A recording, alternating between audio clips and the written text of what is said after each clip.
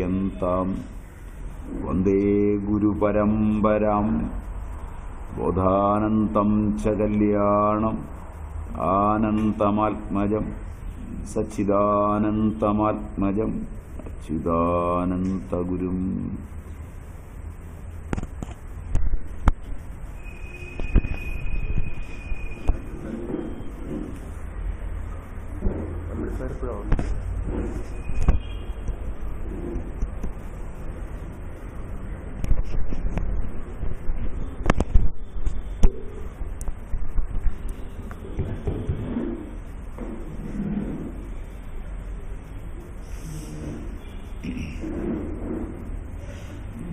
വൈരാഗ്യപ്രകരണത്തിലെ തൃഷ്ണാഭംഗം,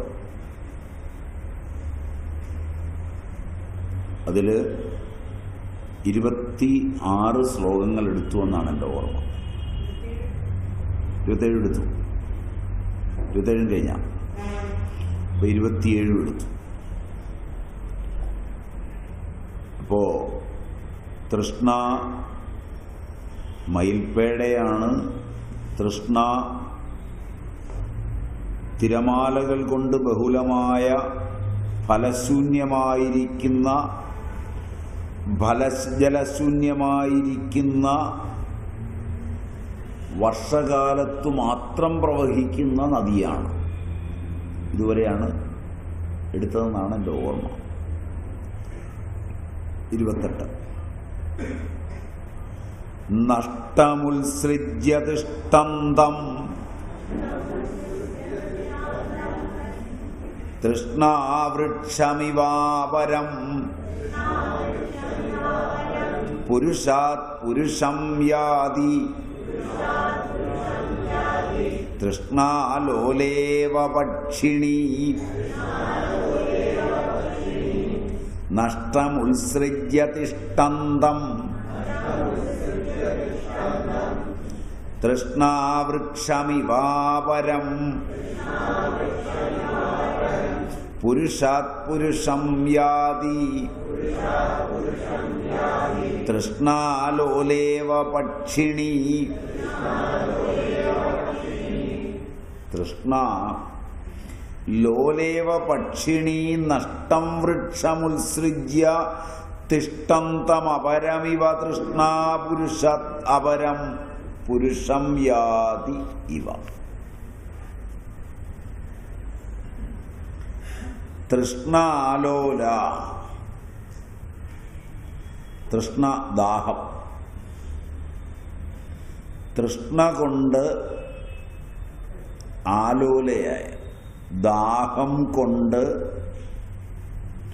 വ്യാകുലയായ പക്ഷിണി, പെൺപക്ഷി.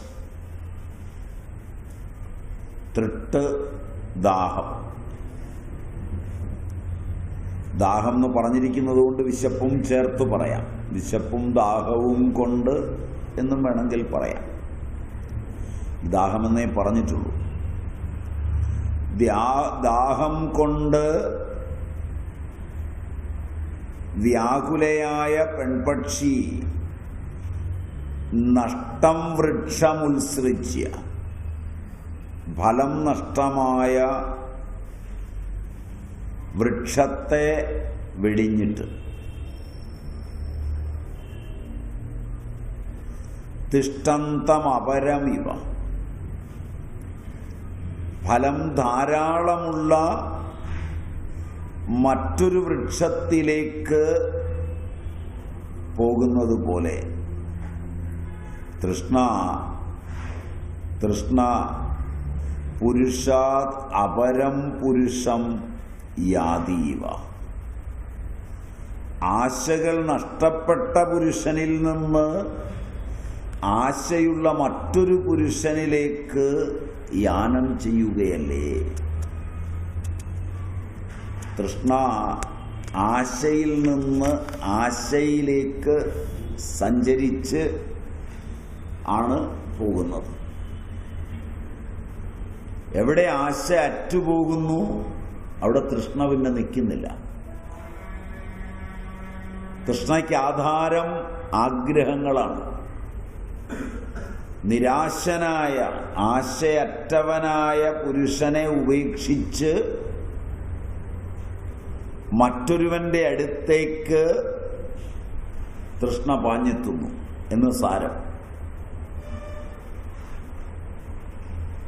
ആഗ്രഹത്തിന് എവിടെയാണ് അതിൻ്റെ സാധ്യത എന്ന് നോക്കി ആഗ്രഹത്തെ ജീവനുള്ള ഒന്നുപോലെ അവിടെ അവതരിപ്പിക്കുന്നത്. ആഗ്രഹങ്ങൾ ഒരാളിൽ നിന്ന് മറ്റൊരാളിലേക്ക് സഞ്ചരിക്കുന്നതാണ്. യഥാർത്ഥത്തിൽ മനുഷ്യനല്ല, ആഗ്രഹത്തിനാണ് ജീവനുള്ളത് എന്ന മട്ടിലാണ് അത് അവതരിപ്പിക്കുന്നത്. ആശ കയറി പിടിക്കുമ്പോൾ തൃഷ്ണാബഹുലമാവുകയും അനേക കാര്യങ്ങളിൽ കിടന്ന് കുഴഞ്ഞു മറിയുകയും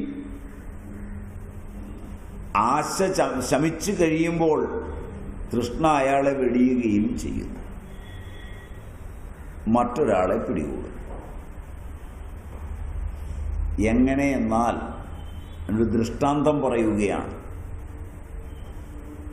ഫലമൊഴിഞ്ഞ വൃക്ഷത്തെ വിട്ട് ഫലസമൃദ്ധമായ മറ്റൊന്നിലേക്ക് പാഞ്ഞെത്തുന്ന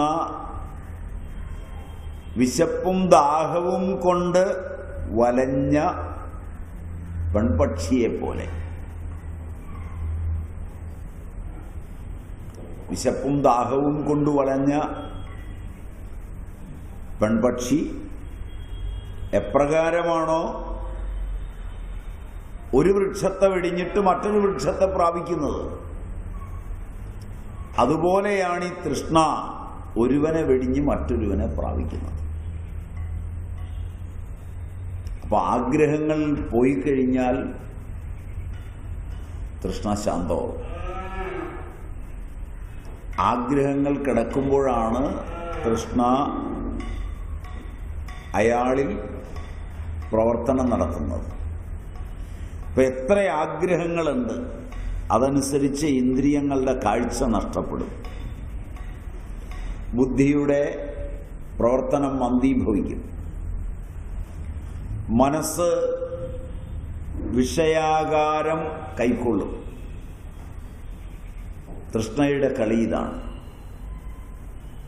അപ്പോൾ തൃഷ്ണയെ ഇവിടെ മരം വിട്ട് മരം മാറുന്ന പക്ഷിണിയോട് ഉപമിച്ചിരിക്കുന്നു. അർത്ഥം ക്ലിയർ ആയതുകൊണ്ട് ഒരുപാട് വ്യാഖ്യാനം വേണ്ടാന്ന് തോന്നുന്നു. പദം കരുത്യലംഘേബി തൃപ്താപി ഫലമീഹതേ ചിരം തിഷ്ഠതി നൈകത്ര തൃഷ്ണാ ചപലമർക്കടി. പദം കരുത്യലംഘേബി തൃപ്താപി ഫലമീഹതേ ചിരം തിഷ്ഠതി നൈകത്ര തൃഷ്ണാ ചപലമർക്കടി. ചപലമർക്കടി, ചപലയായ ചാഞ്ചാട്ടമുള്ള മർക്കടി. മർക്കടി പെൺകുരങ്ങ്. ഇവിടെയെല്ലാം മർക്കടിയില് പക്ഷിണിയില് ഒക്കെ അതിൻ്റെ സ്ത്രീവർഗത്തെയാണ് കാര്യമായി ദൃഷ്ടാന്തത്തിൽപ്പെടുത്തുന്നത്. ദാഷ്ടാന്തികത്തിൽ രാമൻ മാനവതൃഷ്ണയെ തന്നെയാണ് പെടുത്തിയിരിക്കുന്നത്. മാനവതൃഷ്ണയോട് ഉപമിക്കുമ്പോൾ അതിന് ദൃഷ്ടാന്തങ്ങളായി എടുത്തിട്ടുള്ളതിലെല്ലാം ഓരോ ജീവിയുടെയും സ്ത്രീവർഗത്തെയാണ് എടുത്തിരിക്കുന്നത്. അതുകൊണ്ട് നിങ്ങൾക്ക് ചിലപ്പോൾ സംശയം വരാം. പൊതുവെ തൃഷ്ണ കൂടുതൽ ഹോർമോണുകളുടെ പ്രത്യേകത കൊണ്ടും മറ്റ് കാര്യങ്ങൾ കൊണ്ടും ജീവജാലങ്ങളിൽ സ്ത്രീവർഗങ്ങളിലാണ് കണ്ടിരുന്നത്. ഇതെഴുതിയ കാലങ്ങളിലും ആദ്യകാലങ്ങളിലുമല്ല. അതുകൊണ്ടാണ് തൃഷ്ണയുടെ ആധിക്യം കൊണ്ടാണ് പലപ്പോഴും സ്ത്രീവർഗത്തെ ആധ്യാത്മിക അന്വേഷണങ്ങളിൽ നിന്നും മറ്റുള്ളവയിൽ നിന്നുമൊക്കെ മാറ്റി നിർത്തിയിരുന്നത്. ഇതിൻ്റെ ചരിത്രപരമായ അംശം മനസ്സിലാക്കിയാൽ നിങ്ങൾക്കത് മനസ്സിലാകാവുന്നതാണ്. കാരണം സ്ത്രൈണ ഭാവങ്ങൾ പലപ്പോഴും കടുത്ത തൃഷ്ണയോടു കൂടിയതാണ്.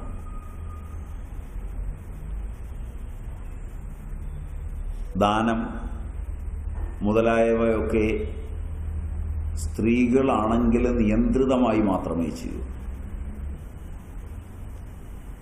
ഏത് കാര്യത്തിലും ഒരു ജ്ഞാനവൈകാരികത, ഭക്തിവൈകാരികത മുതലായവയ്ക്കപ്പുറം വൈചാരിക ഭാവങ്ങളുള്ളത് സ്ത്രീകളിലാണ്. തിരിച്ചാണ് നിങ്ങളൊക്കെ ഈ കാലഘട്ടത്തിൽ ധരിച്ചിരിക്കുന്നത് എന്ന് തോന്നുന്നു. എത്ര വൈകാരികമായ തലങ്ങളിലേക്ക് എത്തിയാൽ പോലും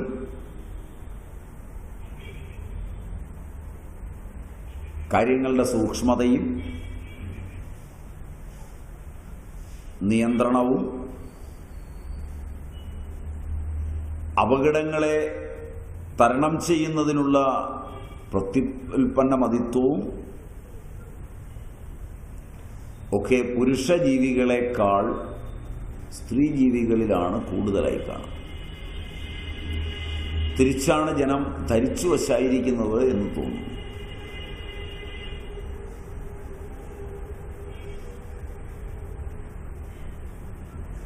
ഞാൻ സംശയം കാരണമാണ് നിർത്തുന്നത്. നിങ്ങളൊക്കെ മനസ്സിലാക്കിയിരിക്കുന്നത് തിരിച്ചാണെന്നാണ് എൻ്റെ ധാരണ. Is it true?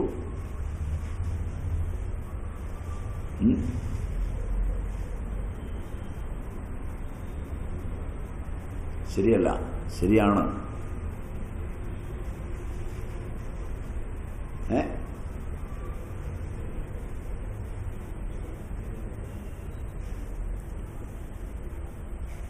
പൊതുവെ അങ്ങനെയാണ്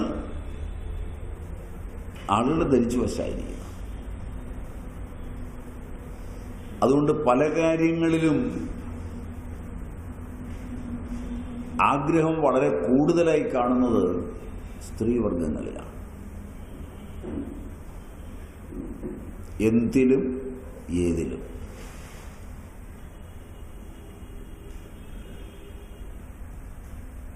ഒരുപക്ഷേ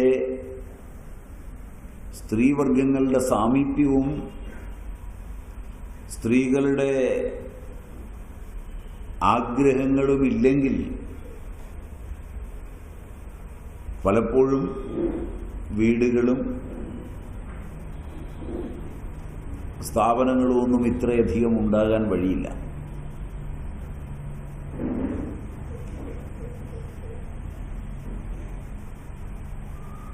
വളരെ കുറച്ച് ആളുകൾ മാത്രമേ സ്വന്തം ആഗ്രഹങ്ങൾ കൊണ്ട് സ്ഥാനമാനങ്ങളിലോ വസ്തു, വീട് മുതലായവയിലോ എത്തിച്ചേരുന്നുള്ളൂ എന്നുള്ളതാണ് വസ്തുത.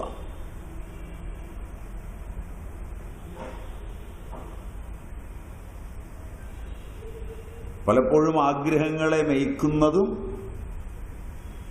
കൂടെയുള്ളവർക്ക് ആഗ്രഹങ്ങളെ ഉണ്ടാക്കി കൊടുക്കുന്നതും ആഗ്രഹങ്ങൾക്ക് വേണ്ടി സമ്പാദിക്കുന്നതും ആഗ്രഹങ്ങളുടെ പൂർത്തീകരണത്തിനായിക്കൊണ്ട് പ്രവൃത്തിയെടുക്കുന്നതുമെല്ലാം സ്ത്രൈണഭാവമാണ് എന്ന് തോന്നുന്നു. Is it true?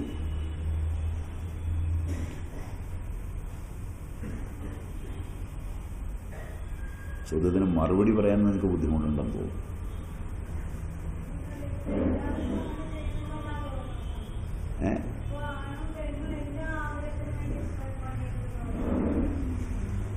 ആണുങ്ങൾക്കങ്ങനെ തൃഷ്ണ കയറിയ കേസുകൾ കുറവാണെന്നാണ് എനിക്ക് തോന്നുന്നത്. എന്നാണ് എനിക്ക് തോന്നുന്നത്. പൊതുവെ ജനത്തെ പരിചയപ്പെടുമ്പോൾ തോന്നുന്നത് അങ്ങനെയാണ്.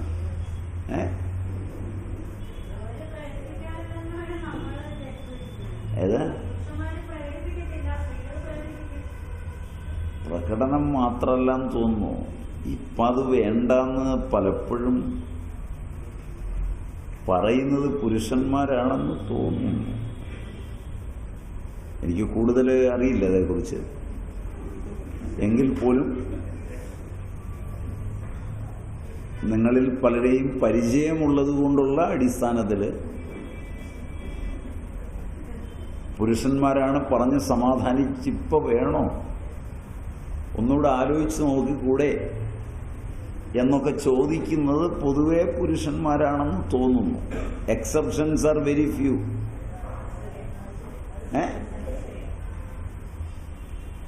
വേണോ, നമുക്ക് ഒഴിവാക്കിക്കൂടെ? കാരണം ഒരുതരം ആലസ്യവും വേണ്ട എന്നുള്ള ചിന്തയും ഒക്കെ പുരുഷനെ പിടികൂടുമ്പോൾ ഇങ്ങനെ ഇരുന്നാൽ മതിയോ, അത് വേണ്ടേ എന്നൊക്കെ ചോദിച്ച് പ്രേരിപ്പിക്കുകയും ഏതു വിധേനയും ഇവനിൽ ആ തൃഷ്ണയെ വർദ്ധിപ്പിക്കുകയും ഇവൻ ചാടി ഇറങ്ങുകയും പരാജയപ്പെട്ടു വന്നാൽ ഉത്തരവാദിത്വം ഇവന്റെ തലയിൽ വെച്ചു കൊടുക്കുകയും വിജയിച്ചാൽ അത് പരിപൂർണമായി തൻ്റെ മിടുക്കുകൊണ്ടാണെന്ന് പറയുകയും ഒക്കെ ചെയ്യുന്നതായാണ് എൻ്റെ ധാരണ. അബദ്ധമായാലും സുബദ്ധമായാലും. അബദ്ധമോ സുബദ്ധമോ എന്ന് നിങ്ങൾ പറഞ്ഞാൽ ഞാൻ സ്വീകരിക്കാം, അതിലെനിക്ക് വിരോധമില്ല. കാരണം ഞാൻ നിങ്ങളെ രണ്ടു കൂട്ടരെ ഇരുത്തി പറയുന്നതാണ്. അത് ആരെയെങ്കിലും ഗുണപരമായി ഉയർത്തിക്കാട്ടാൻ വേണ്ടിയല്ല, ആരെയെങ്കിലും മോശമായി ചിത്രീകരിക്കാൻ വേണ്ടിയല്ല. പ്രകൃതി അങ്ങനെയാണ് എന്നൊരു സത്യം ഞാൻ പറഞ്ഞു എന്ന് കൂട്ടിയാൽ മതി, സത്യമാണെങ്കിൽ. സത്യമല്ലെങ്കിൽ നിങ്ങൾ പറഞ്ഞു കഴിഞ്ഞാൽ ഞാനത് സ്വീകരിക്കുകയും അടുത്തിടം മുതൽ അങ്ങനെ പറയാതിരിക്കുകയും ചെയ്യും. അതാണല്ലോ എൻ്റെ മര്യാദ. അതിന് അല്ല, അത് സത്യം ഏതാണെന്ന് അറിയാനാണ് ചോദിച്ചത്.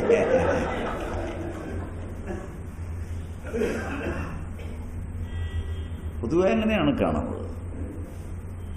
ഒരു പ്രേമം പോലും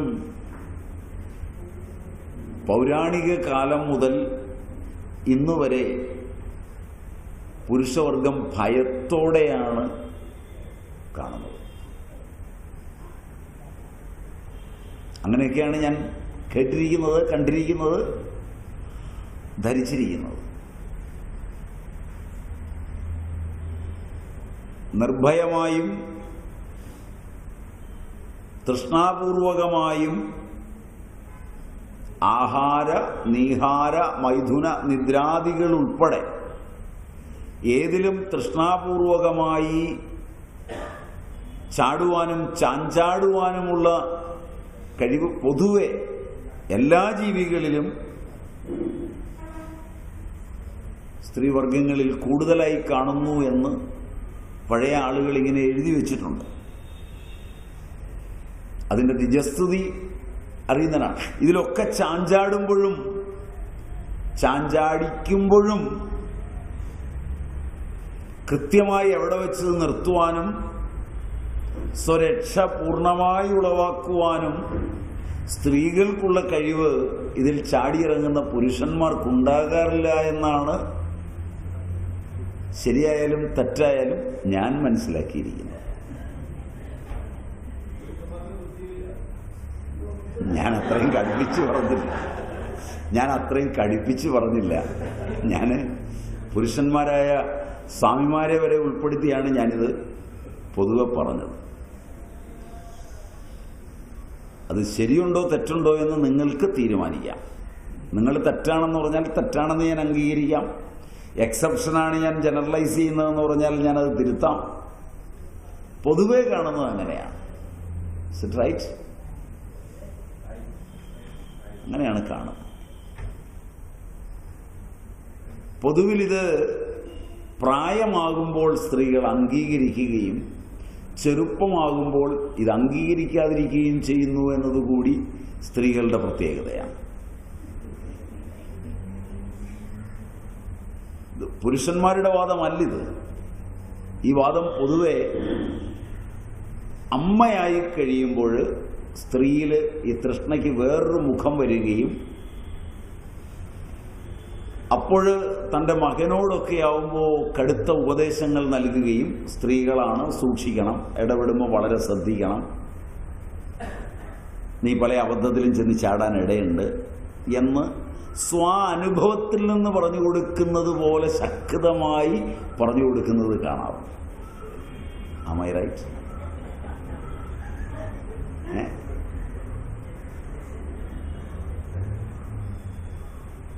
അതുകൊണ്ട് ഞാനിതിൽ പുരുഷന്മാരെ ഇതിൻ്റെ എല്ലാ ഭാഗത്തു നിന്നും ഒന്ന് മാറ്റി നിർത്തിയിട്ട് പറയാമെന്ന് ആഗ്രഹിക്കുകയാണ്. പൊതുവെ കാണുന്നത്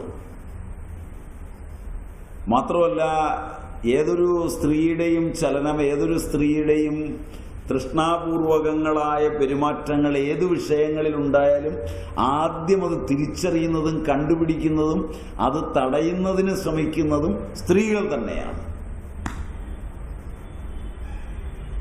തടയാൻ കഴിയുന്നില്ലെങ്കിൽ അവളെ മുദ്രയടിക്കുന്നതും പുരുഷന്മാരെക്കാളേറെ സ്ത്രീയാണ്.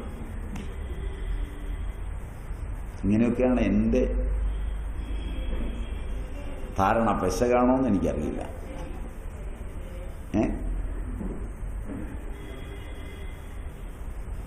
ഒരു കുട്ടി ക്ലാസ്സിൽ വന്നു, ഒരല്പം ആഡംബരമുള്ള വസ്ത്രം ധരിച്ചു, അല്പം പെരുമാറ്റത്തിലൊരു വൈകല്യം കാണിച്ചു. അപ്പോൾ ക്ലാസ് എടുക്കുന്ന ആചാര്യനോട് തന്നെ കുറച്ച് കൂടുതൽ അടുപ്പത്തിൽ പെരുമാറുവാൻ വേണ്ടി ചില സംശയങ്ങളൊക്കെ ഉണ്ടാക്കി ചോദിച്ചു. അപ്പോൾ അവിടെ ഇരിക്കുന്ന പ്രായമായ സ്ത്രീകൾ രണ്ടുപേർ അവളുടെ ഒരു സംശയം കണ്ടു കൊടുക്കണം എന്നാണ് വിചാരിക്കുന്നത്. Am I right? കുറച്ച് കഴിഞ്ഞ് അതിലൊരാൾ, കുറച്ച് ശക്തി കൂടിയ ആൾ വന്ന് ആ ആചാര്യനെ കണ്ട്, ഏതാ സാധനം, സ്വാമി ഒന്ന് സൂക്ഷിക്കുന്നത് വലിയ തെറ്റല്ലെന്ന് പറഞ്ഞാൽ എന്നോട് പിണങ്ങുകയൊന്നുമില്ലെന്ന് വിചാരിക്കുന്നു എന്ന് വളരെ നയപരമായി ഡയറക്റ്റായോ ചിലപ്പോൾ ഇൻഡയറക്റ്റായോ ഒക്കെ പറഞ്ഞു കൊടുക്കാൻ പറ്റുന്നതും സ്ത്രീകൾക്കാണെന്ന് തോന്നുന്നു. Is it true?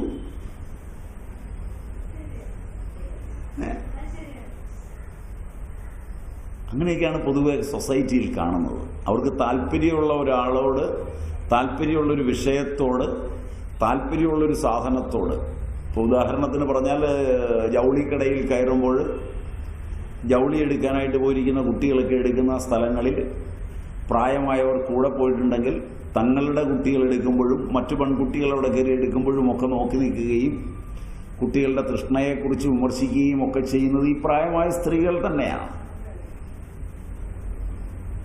Is it right? സാധനം വാങ്ങാൻ പോയാലും അതെ.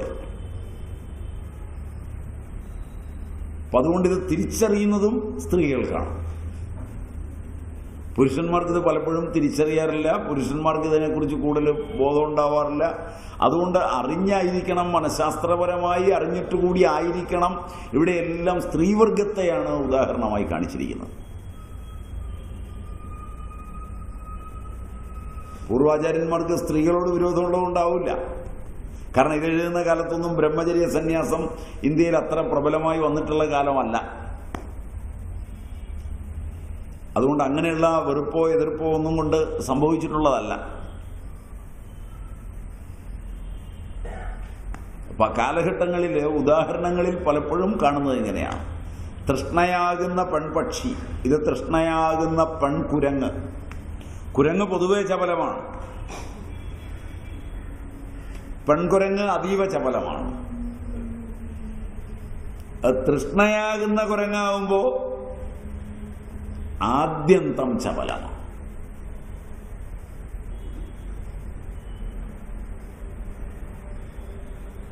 തൃഷ്ണ ചപലമർക്കടി, തൃഷ്ണയാകുന്ന പെൺകുരങ്ങ്. അലംഘ്യേ അപി,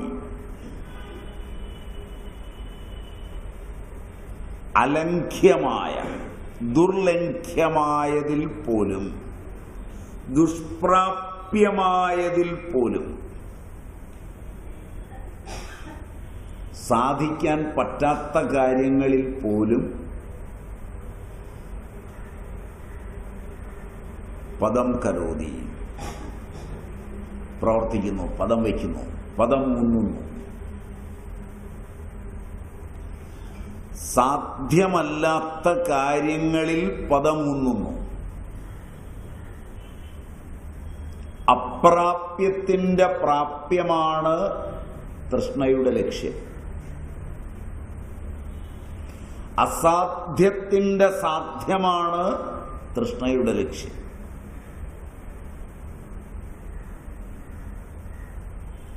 സാധ്യമായതിലല്ല. അതാണ് ലോകത്ത് നടക്കുന്ന എല്ലാ അസംതൃപ്തികൾക്കും അശാന്തികൾക്കും കാരണം.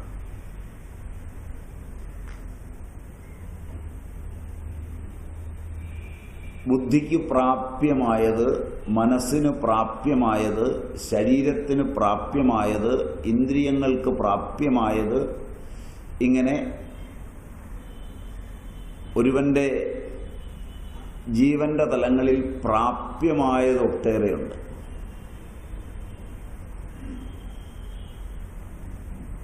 അവന്റെ ശരീര പ്രകൃതം കൊണ്ട് ശരീരത്തിന് പ്രാപ്യമാകുന്ന വസ്തുക്കളുണ്ട്. അപ്രാപ്യമായതിനെ പ്രാപിക്കുന്നതിന് വേണ്ടിയാണ് പലപ്പോഴും മനുഷ്യൻ അശാന്തമായി ബുദ്ധിയെ പ്രേരിപ്പിച്ചിട്ടുള്ളത്. ശാസ്ത്ര സാങ്കേതിക വിദ്യകളെല്ലാം മാനവന്റെ തൃഷ്ണയിൽ അപ്രാപ്തത്തിൻ്റെ പ്രാപ്തത്തിനു വേണ്ടി ഉണ്ടായതാണ്. അതുകൊണ്ടാണ് അവൻ ഇത്രയേറെ അശാന്തനാകുന്നത് ശാസ്ത്ര സാങ്കേതിക വിദ്യകളുടെ വളർച്ചയുടെ വേളയിൽ. ശാസ്ത്ര സാങ്കേതിക വിദ്യകളിൽ ഒന്നും തന്നെ ശാന്തിക്ക് വേണ്ടിയുള്ളതല്ല.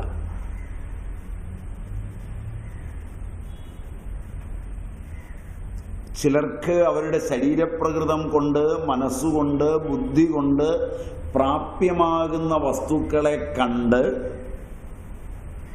ശരീരപ്രകൃതം കാരണം, ബുദ്ധി കാരണം, മനസ്സ് കാരണം അപ്രാപ്യമായത് നേടുവാൻ, ആസ്വാദനത്തിനു വേണ്ടിയോ അനുഭവത്തിനു വേണ്ടിയോ ആനന്ദത്തിനു വേണ്ടിയോ അല്ലാതെ. അതിനാണ് എല്ലാ സാങ്കേതിക വിദ്യകളും എല്ലാ ശാസ്ത്ര പുരോഗതിയും ലോകത്തുണ്ടായിട്ടുള്ളത്. ഇവിടെയാണ് തത്വചിന്തയും ശാസ്ത്രവും വിപരീതങ്ങളിൽ നിൽക്കുന്നത്.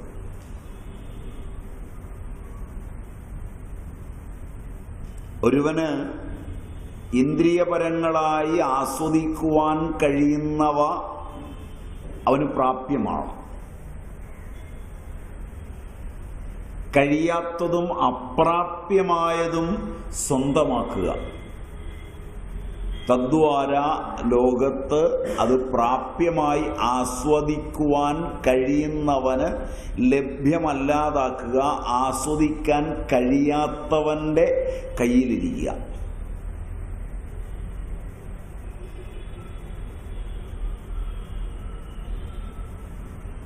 ജന്മഗുണത്തെയും ജന്മവാസനകളെയും അനുഭവവേദ്യമാക്കാവുന്ന പ്രാപ്യ സുഖങ്ങളെയും വേറിട്ട് അപ്രാപ്യത്തിൻ്റെ സുഖങ്ങളിലുണ്ടാകുന്ന അതിസാഹസികതയാണ് ജീവിതമെന്ന് വിദ്യാഭ്യാസവും സോഷ്യലിസവും എല്ലാം നിങ്ങളെ പഠിപ്പിച്ചിരിക്കുന്നു.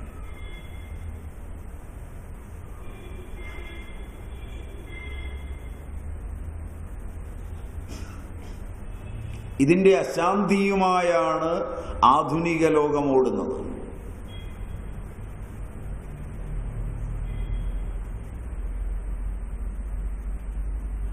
എനിക്കിന്നത് മതി എന്നതിനപ്പുറം എനിക്ക് മതിയാവാത്തതെന്തോ അതാണ് വേണ്ടത് എന്ന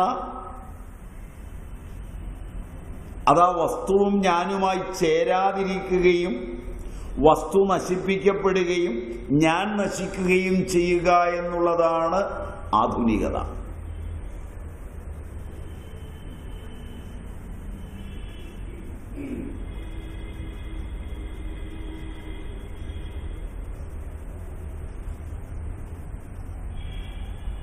തൂത്തുവാരുന്നതിന് സമയമില്ലാത്ത ഒരാൾ, തൂത്തുവാരാൻ മറ്റൊരാളെ ഉപയോഗിച്ച് കൂലി കൊടുക്കാൻ മനസ്സില്ലാത്ത ഒരാൾ,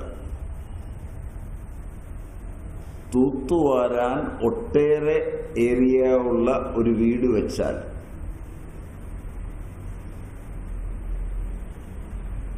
അയാൾ 24 മണിക്കൂറും അശാന്തമാകും, വീട് നശിക്കുന്നു. അന്യന് വീട് വെക്കാനുള്ള വസ്തുക്കൾക്ക് വിലയെ കൂട്ടുന്നു.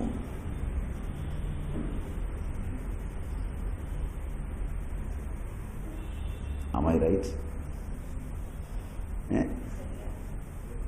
ഇങ്ങനെ ഓരോന്നും നോക്കിയുള്ള, ഇങ്ങനെ ഓരോന്നും നോക്കിയുള്ള നിങ്ങൾ ജീവിതത്തിൽ സ്വീകരിച്ചിട്ടുള്ള ഓരോന്നും നോക്കിക്കൊള്ളുക.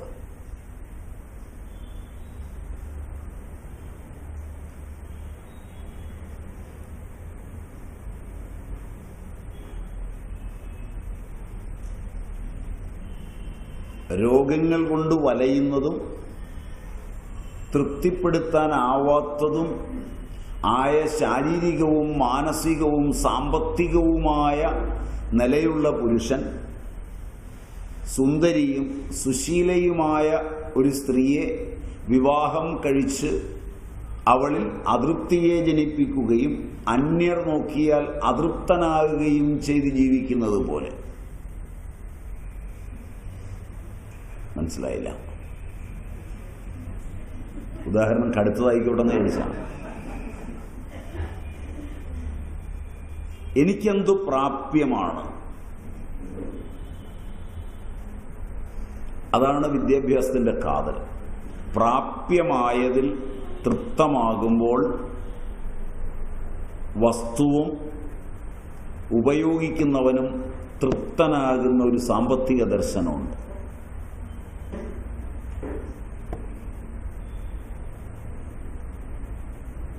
അവിടെ തൃഷ്ണയ്ക്ക് കളിയാടാനാവില്ല.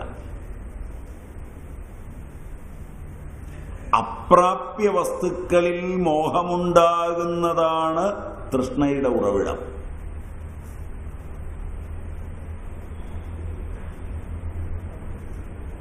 ആഭരണം വയ്ക്കാനുള്ള പെട്ടിയുണ്ട്, ആഭരണ ആവശ്യത്തിന് ഇട്ടുകൊണ്ട് നടക്കാനുള്ള സൗന്ദര്യമുണ്ട്.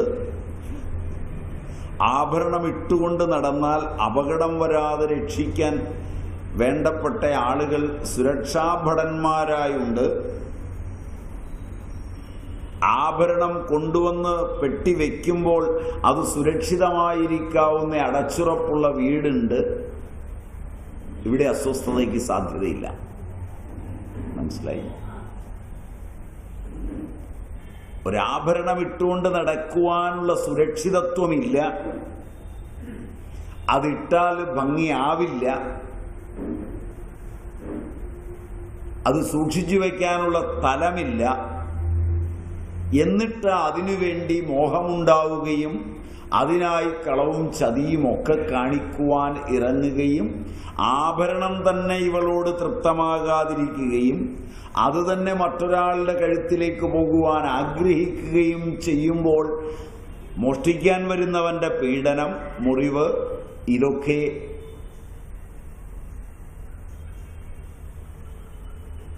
അധികാരികൾ രക്ഷിച്ചു കൊള്ളണം എന്ന് വീണ്ടും മോഹിക്കുക. വെറുതെ മോഹിക്കുവാൻ മോഹമുള്ള കാലമാണ് ഇത്. Am I right?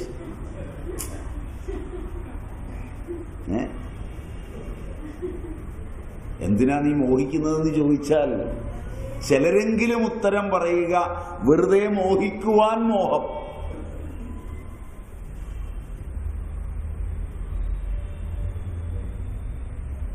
അപ്പോൾ ഒരുവൻ അവനോട് നീതി പുലർത്തുന്നുവെങ്കിൽ പ്രാപ്യ അപ്രാപ്യ വസ്തുക്കളെക്കുറിച്ചൊരു അറിവ് വേണം. പ്രാപ്യമായത് പ്രാപിക്കുമ്പോൾ സുഖവും സംതൃപ്തിയും ലഭിക്കും. അപ്രാപ്യമായത് മോഹിക്കുമ്പോൾ അസുഖവും ദുഃഖവും സംഘർഷവും ഉണ്ടാവും, തനിക്കും ചുറ്റുപാടുകൾക്കും. ഇത്രയേ ഉള്ളൂ ഇതിൻ്റെ സിദ്ധാന്തം.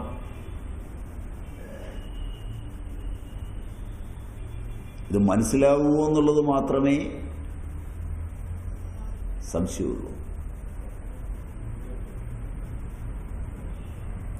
തനിക്ക് അപ്രാപ്യമായത് പിടിക്കാനുള്ള ഒരു മോഹം മാനവ ചരിത്രത്തിൽ വളരെ വലുതാണ്. ഇനി ഒരു നിമിഷം ഇരുന്ന് നിങ്ങൾ ദുഃഖിച്ചിട്ടുള്ള കാലങ്ങളും ദുഃഖിച്ചിട്ടുള്ള കാര്യങ്ങളും ദുഃഖിച്ചിട്ടുള്ളത് ഏത് വസ്തുക്കൾക്ക് വേണ്ടിയാണോ അവയും എടുത്തിട്ട് അവയിൽ ഏതെങ്കിലും പ്രാപ്യ വസ്തുവിനെ കുറിച്ചായിരുന്നുവോ എന്ന് ആദ്യം ആലോചിക്കുക.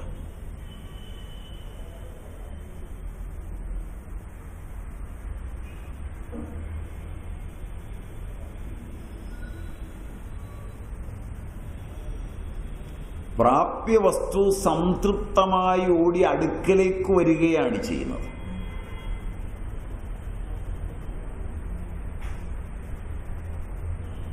ആ വസ്തുവിലുള്ള ഗുണവും അത് അനുഭവിക്കാനുള്ളവന്റെ ഗുണവും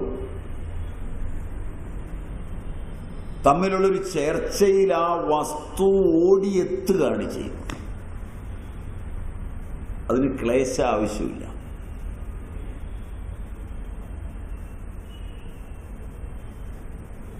അപ്രാപ്യ വസ്തുക്കളെല്ലാം മാനവൻ ക്ലേശിച്ചാണ് നേടുന്നത്. ക്ലേശത്തിന്റെ വടുവാണ് അവന്റെ ശരീരത്തെയും അവന്റെ മനസ്സിനെയും ഇന്ദ്രിയങ്ങളെയും ആക്രമിക്കുന്നത്.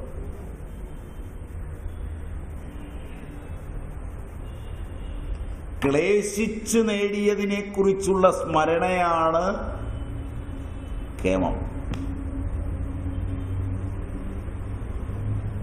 ക്ലേശിച്ച് നേടിയെന്ന് പറയുന്നവയൊന്നും ഉപയുക്തമാകാതിരിക്കുമ്പോഴും അപ്രാപ്യമായ അവയെ കീഴടക്കി എന്നുള്ള ഒരു ജേതാവിൻ്റെ കുൽസിത മാത്സര്യവും കുൽസിതാനന്ദവുമാണ് വ്യക്തി ചുമക്കുന്നത്.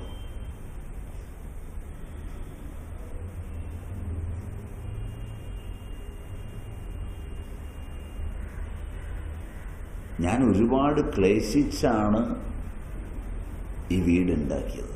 ഞാൻ ഒരുപാട് ക്ലേശിച്ചാണ് ഈ സ്ഥാനം നേടിയെടുത്തത്, ഈ ഉദ്യോഗം നേടിയെടുത്തത്. ഞാൻ എന്തുമാത്രമാണ് ക്ലേശിച്ചത് സന്യസിക്കാനെന്ന് പറഞ്ഞറിയിക്കാനാവില്ല.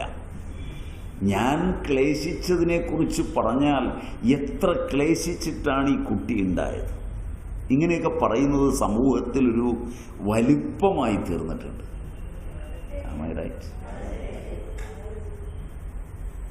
സ്റ്റേജിലൊക്കെ ഇരുത്തി ഇയാളുടെ ക്ലേശത്തെക്കുറിച്ചൊക്കെ പറയുമ്പോൾ ഇയാൾ ഇങ്ങനെ പൊങ്ങിക്കൊടുക്കാറ്. സത്യത്തിൽ ഒരു മൂഢനെ അവതരിപ്പിക്കുകയാണ്. ഈശ്വരാധീനം കൊണ്ട് ഗുണങ്ങൾ തമ്മിലുള്ള ചർച്ചയിൽ ഒന്നും നേടി ആനന്ദിക്കാത്ത ഒരു മനുഷ്യനെ മാതൃകയാക്കാൻ അവതരിപ്പിക്കുകയാണ് ചെയ്യുന്നത്. എനിക്ക് നിങ്ങളോട് പറയാനുള്ളത് ക്ലേശിക്കരുത് എന്നാണ്. വിശാലമായ ഈ പ്രപഞ്ചത്തിൽ നിങ്ങൾക്കുള്ളതെല്ലാം നിങ്ങൾക്കുള്ളത് തന്നെയാണ്. അതൊരു ക്ലേശവുമില്ലാതെയാണ് കയ്യിൽ വരുന്നതെന്ന് തന്നെയാണ് എൻ്റെ പക്ഷം.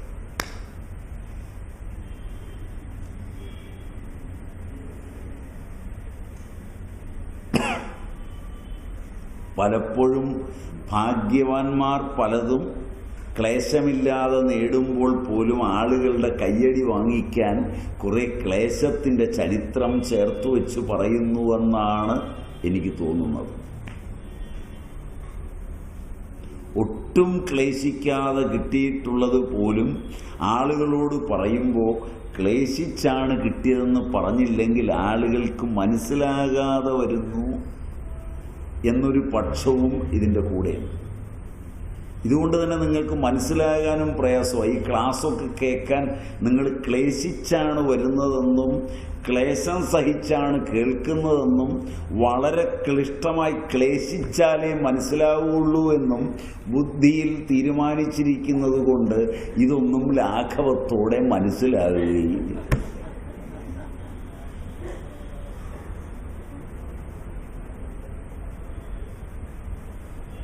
എൻ്റെ അറിവിൽ അക്കാഡമിക്കായിട്ടുള്ള എല്ലാ പഠനങ്ങളിലും ക്ലേശം കൂടുതൽ കൊടുക്കുക എന്നുള്ളതാണ് പഠിച്ചു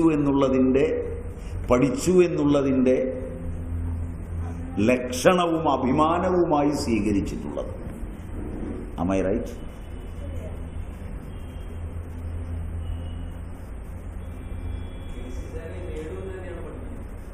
ക്ലേശിച്ചാൽ നേടുകില്ലെന്നാണ് എൻ്റെ പക്ഷം. എൻ്റെ പക്ഷം ക്ലേശിച്ചാൽ നേടുകയില്ലെന്നാണ്. ഒരുത്തൻ ക്ലേശിക്കും, കണ്ടുകൊണ്ട് നിൽക്കുന്നവൻ അടിച്ചുകൊണ്ട് പോകും. അങ്ങനെയാണ് എൻ്റെ പക്ഷം. കുറേ പേർ ക്ലേശിക്കും, മിടുക്കൻ അതിൻ്റെ ഗുണം പൂജിക്കും. ആയിരം ഉദാഹരണം പറഞ്ഞുതരാം. അതിലും എനിക്ക് അത്ര 100% യോജിപ്പില്ല. പരിശ്രമം നല്ലതാണ് എന്നെനിക്ക് അഭിപ്രായമുണ്ട്. പരിശ്രമിച്ചാൽ നേടുമെന്നെനിക്ക് അഭിപ്രായമില്ല. പരിശ്രമിക്കുന്നത് നല്ലതാണ് എന്നെനിക്ക് അഭിപ്രായമുണ്ട്. എന്തിന് പരിശ്രമിക്കണം എന്ന് ചോദിച്ചാൽ ഞാൻ അതിനുത്തരം പറയുക ചുമ്മാ എന്നാണ്. നിങ്ങൾക്ക് ഇഷ്ടപ്പെടുമോയെന്നൊന്നും എനിക്കറിയില്ല. കാരണം പരിശ്രമമൊക്കെ ചുമ്മാതെയാണ്. പരിശ്രമിച്ചാൽ നേടും എന്നൊന്നും വ്യാമോഹിക്കരുത്. അത് ദുഃഖത്തിന് കാരണമാവും. ദുഃഖത്തിന് കാരണമാകുന്ന ഒന്നും സ്വീകരിക്കരുതെന്നാണ് എൻ്റെ പക്ഷം. പരിശ്രമിച്ചാൽ നേടുമെന്ന് കേട്ട് പരിശ്രമിച്ചാൽ നേടിയില്ലെങ്കിൽ എന്തൊരു ദുഃഖമാണ്.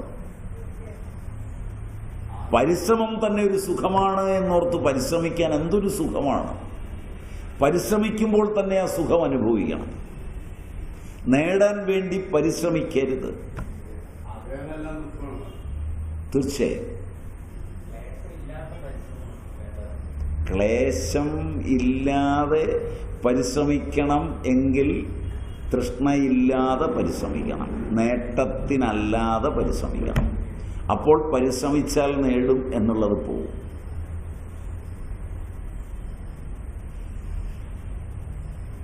അതാ ഞാൻ പറഞ്ഞത്, നോക്കിയിരിക്കുന്നവൻ അടിച്ചുകൊണ്ട് പോകും.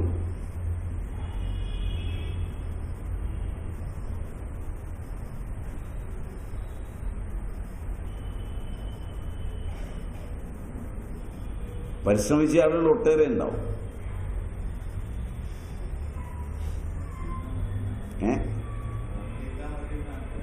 ഏതാ? നോക്കിയിരുന്നാ മതി.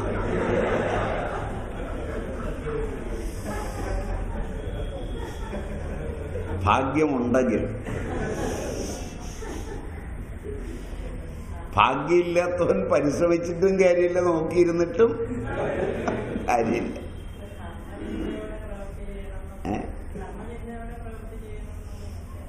ലോകകർമ്മങ്ങളിൽ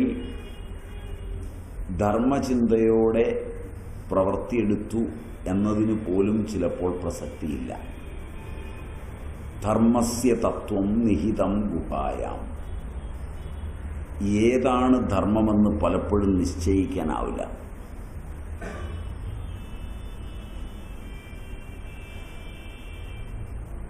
വിവാഹം കഴിച്ചു കൊണ്ടുവന്ന ഭാര്യയിൽ സംതൃപ്തിയും അവൾക്ക് വേണ്ടുന്നതും അവളുടെ ഇഷ്ടാനിഷ്ടങ്ങളുമാണോ ഒരു പുരുഷൻ സാധിച്ചു കൊടുത്ത് ധാർമ്മികനായി ജീവിക്കേണ്ടത്?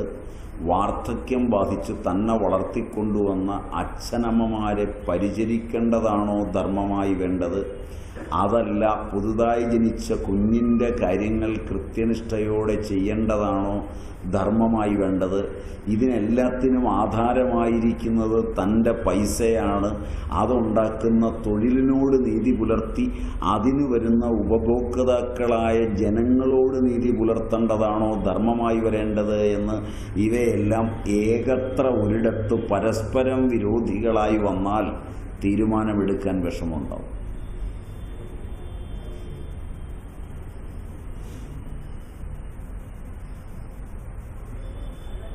ആചാര്യന്മാരിൽ ഒരാൾ പറയും, എന്തു വന്നാലും അച്ഛനമ്മമാരോടുള്ള കടപ്പാടാണ് ധർമ്മം, ബാക്കിയൊക്കെ വിടണം. മറ്റൊരാചാര്യൻ പറയും, അച്ഛനമ്മമാരിൽ നിന്നാണ് നീ ഉണ്ടായത്, അച്ഛനമ്മമാർക്ക് നിന്നെ തിരിച്ചറിയും. നിന്നെ അറിയാത്തൊരു പെണ്ണ് നിന്റെ കൂടെ വന്നിരിക്കുകയാണ്, അവളോട് നീതി പുലർത്തുന്നതാണ് ധർമ്മം അച്ഛനമ്മമാരോട് ചെയ്യുന്നതിനേക്കാൾ. അതുകൊണ്ട് നീ അതിലാണ് നിൽക്കേണ്ടത്. മറ്റൊരാചാര്യൻ പറയും, ഈ പെണ്ണും ഈ അച്ഛനമ്മമാരും ഒന്നുമല്ല, നാളെ ലോകത്ത് നിന്നിൽ നിന്നുണ്ടായ കുട്ടിയാണ് ജീവിക്കാൻ പോകുന്നത്. അത് മോശമായി തീർന്നാൽ ഈ ലോകത്തെ മുഴുവൻ നശിപ്പിക്കും. അതുകൊണ്ട് അതിനോട് നീ ചെയ്യേണ്ടതാണ് ധർമ്മമായി തീരേണ്ടത്. ഒരേ ആചാര്യൻ തന്നെ ഇത് മൂന്ന് സമയത്ത് 3 തരത്തിലും പറയും.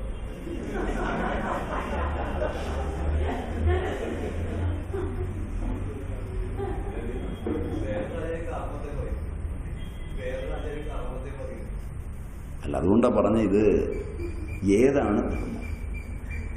ധർമ്മസ്യ തത്വം നിഹിതം ഗുഹായാം.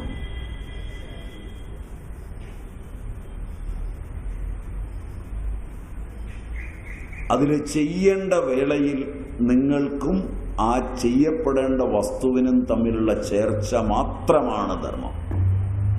അതേ ആ സമയത്ത് ചെയ്യുള്ളൂ, ആരെങ്ങനെ ഉപദേശിച്ചാൽ. അതിലൊരുവൻ നിനക്കിഷ്ടമല്ലെങ്കിൽ പോയി പണി നോക്ക്, എനിക്ക് എൻ്റെ അച്ഛനെയും അമ്മയും വിടാൻ പറ്റില്ല എന്ന് പറയും. സ്വാമി ഇതാണോ പറഞ്ഞതെന്ന്? സ്വാമിയും കീമിയും ഒക്കെ പലതും പറഞ്ഞിട്ടുണ്ടാവും. എനിക്കിപ്പോൾ ഒന്നും സൗകര്യമില്ല, ഞാൻ എൻ്റെ ഇഷ്ടത്തിനാണ് ജീവിക്കുന്നത്, അതൊക്കെ ഞാൻ ചോദിച്ചു വെച്ചു എന്നേ ഉള്ളൂ.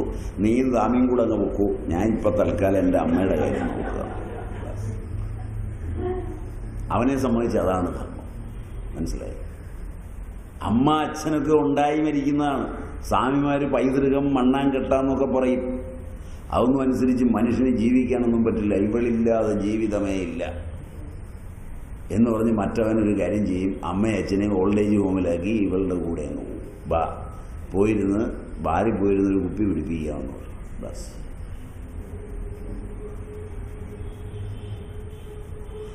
അവൻ്റെ വാസനാചാരങ്ങളെ കുഞ്ഞിലാണ് കെട്ടി നിൽക്കുന്നതെങ്കിൽ അവൻ അച്ഛനോടും അമ്മയോടും ഭാര്യയോടും ഒക്കെ വിയുക്തനായിട്ട് കുഞ്ഞിൻ്റെ കാര്യം മാത്രം നോക്കും.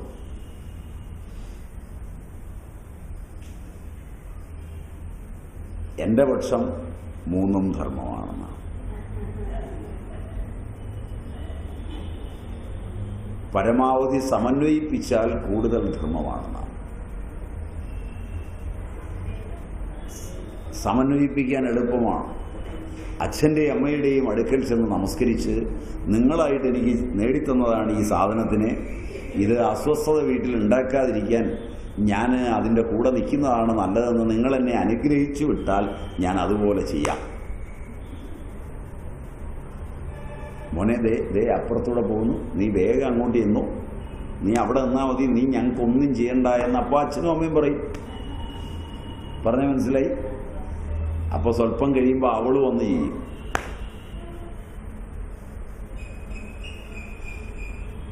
അവൾ ഇയാളോട് പറയും, അച്ഛൻ്റെ അമ്മയുടെയും കാര്യം കഴിഞ്ഞു മതി നമ്മുടെ കാര്യം.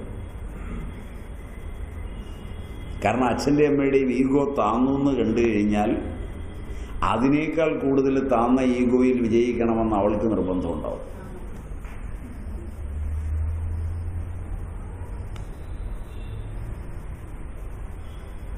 അവിടെ ധർമ്മം ഏകത്ര ഒന്നാണ്. അല്ലാത്തപ്പോഴൊക്കെ ധർമ്മം വ്യതിയാനത്തിലാണ്. അതുകൊണ്ട് ധർമ്മനിശ്ചയം അത്ര എളുപ്പമല്ല.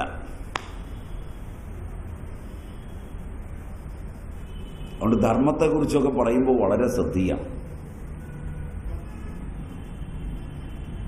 ഇത്രയൊക്കെ മനസ്സിലാക്കി ഈ ലോകത്തെ കഴിഞ്ഞാൽ പിന്നെ ഈ പണിക്കൊന്നും നിങ്ങൾ പോകത്തില്ല.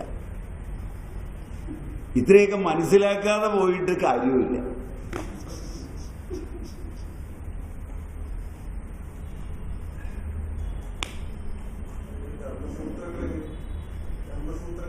ഇതിനെ അടിസ്ഥാനപ്പെടുത്തിയാണ് അതിൽ ആചാരങ്ങളിലാണ് സന്നിവേശിപ്പിക്കുന്നത്. താനും തൻ്റെ ഭാര്യയുമായുള്ള വിയോജിപ്പ് ധർമ്മസൂത്രപ്രകാരമോ ഗൃഹ്യസൂത്രപ്രകാരമോ സ്മാർത്ഥസൂത്രപ്രകാരമോ ഉള്ള ഒരു ആചാരമുണ്ടാവും. ആ ആചാരത്തിൽ ഒന്നിച്ചിരിക്കുമ്പോൾ മാറും. കുട്ടിയുടെ ഉപനയനമാണ്, കുട്ടിയുടെ സമാവർത്തനമാണ്. അവിടെ അച്ഛനൊരു സ്ഥാനം ഉണ്ടാവും, അമ്മയ്ക്കൊരു സ്ഥാനം ഉണ്ടാവും, മുത്തച്ഛനൊരു സ്ഥാനം ഉണ്ടാവും, മുത്തശ്ശിക്കൊരു സ്ഥാനം ഉണ്ടാവും, വിളിക്കപ്പെട്ട അതിഥികൾക്കൊരു സ്ഥാനം ഉണ്ടാവും, ഋത്വിക്കുകൾക്ക് സ്ഥാനമുണ്ടാവും, യജമാനന് സ്ഥാനമുണ്ടാവും, അതിന് പീഠങ്ങൾ ഉണ്ടാവും, ആ സ്ഥാനങ്ങളിൽ അലങ്കാരങ്ങൾ ഉണ്ടാവും, അതിനനുസരിച്ച് ദക്ഷിണകൾ ഉണ്ടാവും. ഇതിലൊക്കെ വന്നു ചേരുമ്പോൾ മനുഷ്യൻ സ്വാഭാവികമായി യോജിക്കും. മനസ്സിലായില്ല? വിയോജിപ്പുകൾ ഉണ്ടെങ്കിലും മംഗളമായൊരു കർമ്മം എന്ന നിലയിൽ ഞാൻ മിണ്ടാതിരുന്നതാണ്. മനസ്സിലായില്ല? കുറേ നേരം മിണ്ടാതിരുന്ന് കഴിയുമ്പോൾ അത് സ്വഭാവമായി തീരും. അങ്ങനെയാണ് ആചാരങ്ങൾ കൊണ്ട് ബദ്ധമായി മനുഷ്യനെ നന്നാക്കിയെടുക്കുന്നത്. ആചാരങ്ങൾ തീർന്നു, ആചാരങ്ങളില്ല. ആചാരങ്ങളില്ലാത്തിടത്ത് നിങ്ങൾ എങ്ങനെയാണ് പരസ്പരം യോജിക്കുന്നത്?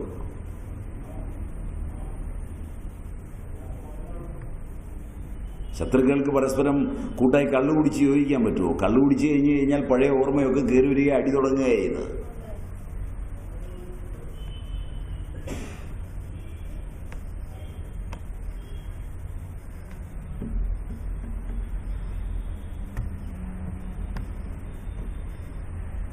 ആചാരങ്ങളൊക്കെ ഉണ്ടാക്കി വെച്ചവർ വളരെ ആലോചിച്ചുണ്ടാക്കി വെച്ചതാണ്. ആചാരങ്ങൾ കൊണ്ടാണ് പല പിണക്കങ്ങളും പോകുന്നത്. 15 കൊല്ലമായി ഞാൻ അവനോട് മിണ്ടിയിട്ടില്ല, അവൻ്റെ ഭാര്യയോട് മിണ്ടിയിട്ടില്ല, വീട്ടിൽ കാലുകുത്തിയിട്ടില്ല. പക്ഷെ കഴിഞ്ഞ ദിവസം അവനും ഭാര്യയും കൂടെ വന്ന് മകളുടെ കല്യാണത്തിന് ക്ഷണിച്ചു. പോണോ പോകണ്ടയോ എന്ന് ഞാൻ 100 വട്ടം ആലോചിച്ചു. അവസാനം പോകാൻ തീരുമാനിച്ചു. അവിടെ കയറി ചെന്നപ്പോൾ ആ കുട്ടികൾ എന്നെ സ്വീകരിച്ച രീതി കണ്ടപ്പോൾ എൻ്റെ കണ്ണ് നിറഞ്ഞുപോയി. അതുകൊണ്ടാടാ ഇന്ന് ഞങ്ങൾ ഒന്നിച്ചു നിൽക്കുന്നത്. നീ എന്തു പറഞ്ഞാലും ഞങ്ങൾ ഒന്നിച്ചു തന്നെയാണ്. Am I right? അവിടെ ആചാരങ്ങൾ കൊണ്ടാണ് മനുഷ്യനെ ബദ്ധനാക്കുന്നത്, രാഷ്ട്രീയ പ്രസ്ഥാനങ്ങൾ കൊണ്ടല്ല, ആലോചനകൾ കൊണ്ടല്ല, ചിന്തകൾ കൊണ്ടല്ല, യുക്തിവാദം കൊണ്ടല്ല, വേദാന്ത പഠനം കൊണ്ടുപോലുമല്ല.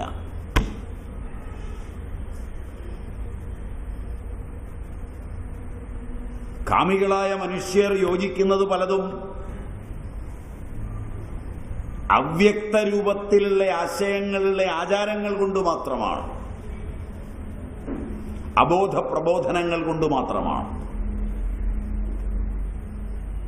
ഏതൊരു രാജ്യം ആചാരവിചാരങ്ങളിൽ നിന്ന് വിട്ടുമാറുന്നുവോ ആ രാജ്യത്തെ ജനങ്ങൾ പരസ്പരം കലഹിക്കുകയല്ലാതെ യോജിക്കുകയില്ല.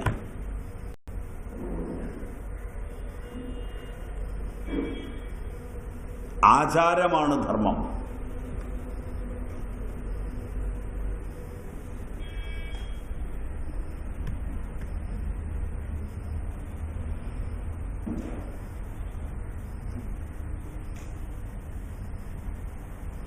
പ്രാചീനങ്ങളായ മനസ്സിന്റെ തലങ്ങളെ അറിഞ്ഞുണ്ടാക്കിയ ആചരണങ്ങളുടെ സ്ഥാനത്ത് പുത്തനായി ഓരോരുത്തരുണ്ടാക്കുന്ന ആചരണങ്ങൾ കലഹത്തിനല്ലാതെ സ്നേഹത്തിന് വിത്തുപാവില്ല.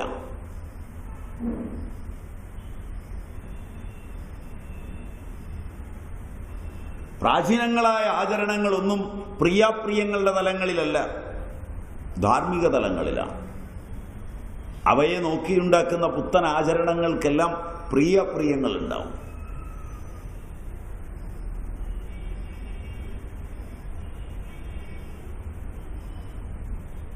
ദേവതയെ ദർശിച്ചു എന്നുള്ളത് കൊണ്ടും അത് അനുഭവമായി തീരുമെന്നുള്ളത് കൊണ്ടുമാണ് ദേവതാ ഉപാസനത്തിൽ ഋഷിയെ സ്മരിക്കുന്നത്. ഋഷി അല്ല ദേവത. മനസ്സിലായില്ല? ഞാൻ എൻ്റെ പേരിൽ ഒരു മന്ത്രമുണ്ടാക്കി തരുമ്പോൾ ഞാൻ ഋഷി അല്ലാതാകുന്നു, ദേവതയാകുന്നു. മനസ്സിലായില്ല? അതുകൊണ്ട് തന്നെ അങ്ങനെയുള്ള മന്ത്രങ്ങൾ കലഹങ്ങൾക്ക് പാഠമാകുന്നു. അത് സമന്വയത്തിന്റെ മന്ത്രങ്ങളാകാതിരിക്കുന്നു.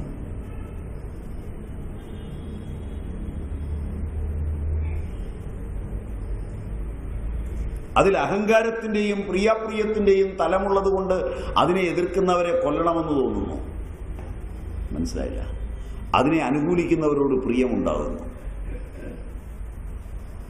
മറ്റതിലതില്ല.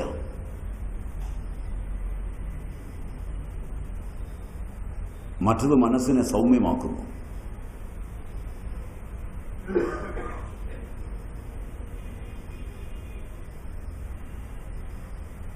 അവിടെ തൃഷ്ണ കയറി വരുന്നതെല്ലാം അപ്രാപ്യത്തിലാണ്. അതിൽ നമ്മൾ ഈ യാത്രയൊക്കെ ചെയ്തത് തിരിച്ചങ്ങോട്ട് തന്നെ പോകണം. മനസ്സിലായില്ല? അപ്രാപ്യത്തിനാണ് പ്രാധാന്യം. പ്രാപ്യത്തിന് തൃഷ്ണയുടെ ഒരു സഹായമേ ആവശ്യമില്ല.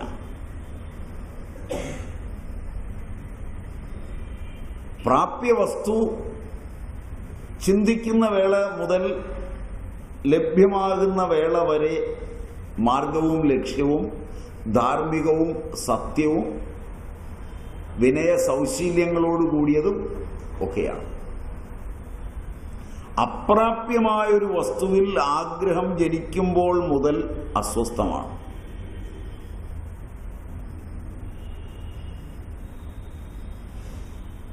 അന്തരംഗം എപ്പോൾ അപ്രാപ്യമായൊരു വസ്തു സ്വന്തമാക്കാൻ ശ്രമിക്കുന്നു അപ്പോൾ മുതൽ അന്തരംഗം രണ്ടാണ്. ഒന്ന് അതിനെ എതിർക്കുന്ന തന്നിലെ ഒരു അന്തരംഗവും, ഒന്ന് അതിനെ അനുകൂലിച്ച് നേടാൻ ചാടിപ്പുറപ്പെടുന്ന ഒരു അന്തരംഗവും. ചാടിപ്പുറപ്പെടുന്ന അന്തരംഗത്തോട് കലഹിച്ചുകൊണ്ട് തന്നെ നീ ഇത് നേടില്ല നിശ്ചയമെന്ന് പറയുന്ന ഒരു അന്തരംഗം അവനവനിൽ തന്നെ ഇരിപ്പുണ്ടാവും. ഏകാഗ്രതയില്ലാതെയും മര്യാദയില്ലാതെയും ശാന്തിയില്ലാതെയും മാത്രമാണ് നേടാൻ ഓടുന്നത്. ആ വേളയിൽ അതിനെ എതിർക്കുന്ന അന്തരംഗം സത്യം ധർമ്മം മുതലായവയെ ചൂണ്ടിക്കാണിച്ചു വാദിക്കുമ്പോഴെല്ലാം സത്യധർമാദികളെ വെടിഞ്ഞുകൊണ്ടത് നേടുവാൻ തൃഷ്ണ പ്രേരിപ്പിക്കുന്ന കർമ്മനിഷ്ഠമായ ഒരു അന്തരംഗം അവനെയും വലിച്ചുകൊണ്ടുപോവുകയാണ്. പരാജയപ്പെട്ട് അശാന്തനായി തകർന്നടിഞ്ഞ് കിടക്കുമ്പോൾ അവൻ പറയുന്നത് എനിക്കറിയാമായിരുന്നു. അത് ഈ തടഞ്ഞ അന്തരംഗത്തിൻ്റെ ഓർമ്മയിലാണ് പറയുന്നത്. എനിക്കറിയാമായിരുന്നു ഇങ്ങനെയേ നടക്കുകയുള്ളൂ എന്ന്. പക്ഷേ എനിക്കൊന്നും ചെയ്യാൻ കഴിഞ്ഞില്ല.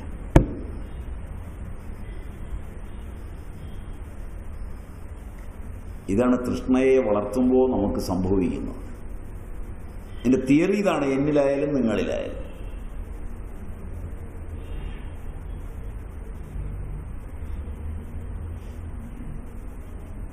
പക്ഷെ മനസ്സിന്ന് വിദ്യാഭ്യാസം കൊണ്ട് അപ്രാപ്യ വസ്തുക്കളിലാണ് സുഖം കാണുന്നത്. എൻ്റെ കുഞ്ഞ് പ്രാപ്യമായ കാര്യങ്ങളെ വെച്ച് സമാധാനമായി ജീവിക്കുന്നത് കണ്ടാൽ അവൻ ബുദ്ധിയില്ലാത്തവനാണെന്നാണ് ഏത് അച്ഛനമ്മമാരുടെയും മതം. കൊടുക്കുന്നത് കഴിക്കും, ഒരു നിർബന്ധവുമില്ല, ശാന്തമായിരിക്കും, ഒന്നിലും ചാടി കയറുകയില്ല.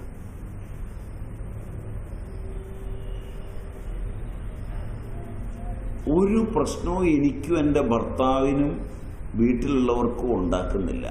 അതാണ് ഞങ്ങളുടെ ഒരു വിഷമം. Am I right?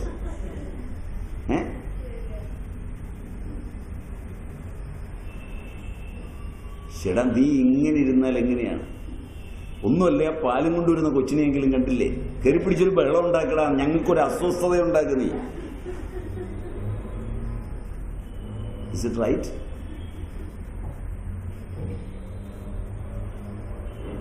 ഇവിടെയാണ് ഇന്ന് അച്ഛനമ്മമാരെല്ലാം നിൽക്കുന്നത്. എൻ്റെ അറിവ് ഒരു 100 പരാതികളാണ് ഒരു ദിവസം വരുന്നത്. ഇവനെ കൊണ്ട് ഞാൻ തോറ്റു. എന്താ സ്വാമി ഇവൻ ഇങ്ങനെ ആയത്? എന്തെങ്കിലും കൊടുത്താൽ കഴിക്കും, കൊടുത്തില്ലെങ്കിൽ കഴിക്കുകയില്ല, ഒന്നിലും നിർബന്ധമില്ല. അപ്പോൾ നമ്മളിത് കേൾക്കുമ്പോൾ ഇവൻ വസ്ത്രം ധരിക്കുന്നില്ലേ, ആളുകൾക്കൊക്കെ ബുദ്ധിമുട്ടുണ്ടാക്കുന്നുണ്ടോ എന്നറിയാൻ മാന്യമായി വസ്ത്രം അതൊക്കെ ചെയ്യുന്നുണ്ട്. വസ്ത്രം ധരിക്കുന്നു, രാവിലെ കുളിക്കുന്നില്ലേ, കുളിക്കുന്നുണ്ട്, പല്ല് തേക്കുന്നില്ലേ, പല്ല് തേക്കുന്നുണ്ട്. പിന്നെ എന്താണ് കുഴപ്പമുള്ളത്? അല്ല, ഇപ്പോഴത്തെ പിള്ളേരുടെ പരിപാടി പോലുള്ളതൊന്നും അവനില്ല എന്ന് പറഞ്ഞാൽ അവന് കുരുത്തക്കേടൊന്നുമില്ല സ്വാമി. ഞാൻ അവനെയും കൊണ്ടുപോയി മഞ്ചാടി വാരിച്ചു നോക്കി കുരുത്തക്കേടുണ്ടാകാൻ. മഞ്ചാടി വാരിയപ്പോൾ കുറെ കൂടെ അവൻ കുരുത്തക്കേട് കുറഞ്ഞവനായി. അങ്ങനെ വരുമോ? ഇങ്ങനെയൊക്കെ ചോദിക്കുന്ന തള്ളമാരുടെ എണ്ണം വളരെ കൂടി.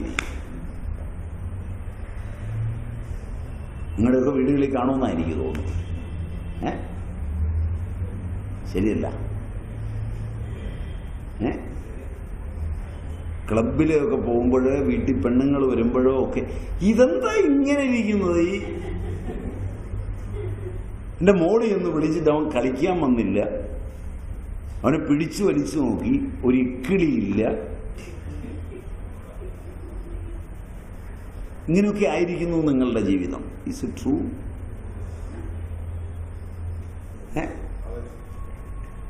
അപ്പൊ നിങ്ങൾ ആഗ്രഹിക്കുന്നത് സത്യത്തിൽ അശാന്തിയാണ്.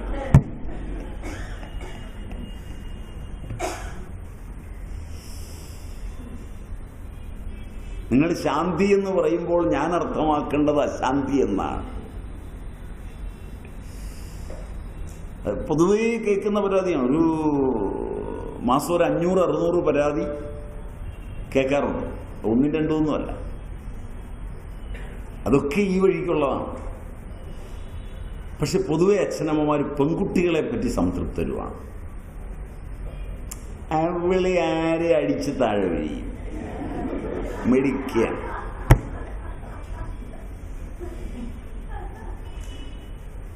എൻ്റെ ചെക്കനൊരു മാങ്ങ പറിക്കാൻ പറഞ്ഞാൽ അവനെ കൊള്ളില്ല. ഞാൻ അവനോട് പറയുന്ന സമയത്ത് അവൾ മാവേ കയറി മാങ്ങയും പറിച്ച് അപ്പുറത്തെ പ്ലാവയിലേക്ക് മാവേന്ന് ചാടി കയറി ചക്ക ഇട്ടുകൊണ്ട് അത്രയും പിടിക്കുകയാണ്. Am I right? No. വളരെ പതുക്കെ യെസ് എന്ന് കേൾക്കുന്ന അറിവുണ്ടാണ്. തൃഷ്ണയ്ക്ക് ഇങ്ങനെ ഒരു ലോകം. തൃഷ്ണാസങ്കുലമാണ് ഈ പ്രപഞ്ചം. തൃഷ്ണയെ പ്രേരിപ്പിച്ചു കൊടുക്കുക, അപ്രാപ്യങ്ങളെല്ലാം പ്രാപിക്കാൻ പഠിപ്പിക്കുക കൗമാര യൗവന കാലങ്ങളിൽ. അവസാനം വാർദ്ധക്യം അശാന്തമായി തീരുക.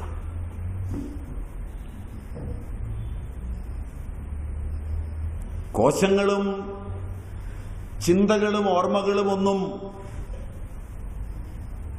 ബാല്യകൗമാര യൗവനങ്ങളുടേതുപോലെയാവില്ല. അപ്പോൾ കോശങ്ങൾ തന്നെ എല്ലാം മറക്കാൻ ഇഷ്ടപ്പെടുക. തൻ്റെ പൂർവകാലത്തിൻ്റെ ഫലങ്ങൾ ആവിർഭവിക്കുമ്പോൾ പൂർവകാലീന കർമ്മങ്ങളെ സ്മരിക്കാതിരിക്കുവാൻ നിർബന്ധിക്കുന്ന ബുദ്ധി അതിൻ്റെ ചാഞ്ചല്യത്തിൽ തകർന്നു പോകുന്നതാണ് അൾസീമേഴ്സും മോട്ടോർ ന്യൂറോണുമെല്ലാം.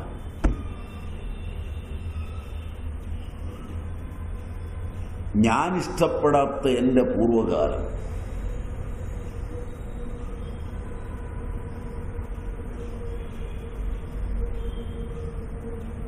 കുട്ടികളുടെ കുട്ടികളോട് ഒരിക്കലും പങ്കുവെക്കാൻ ആഗ്രഹിക്കാത്ത, എനിക്ക് തന്നെ വെറുപ്പുള്ള എൻ്റെ പൂർവ്വസ്മരണകൾ. അതിൽ നിന്ന് ഒളിച്ചോടാൻ മാനവൻ ശ്രമിക്കുമ്പോഴെല്ലാം അവന് വരുന്ന തകരാറുകൾ വളരെയാണ്.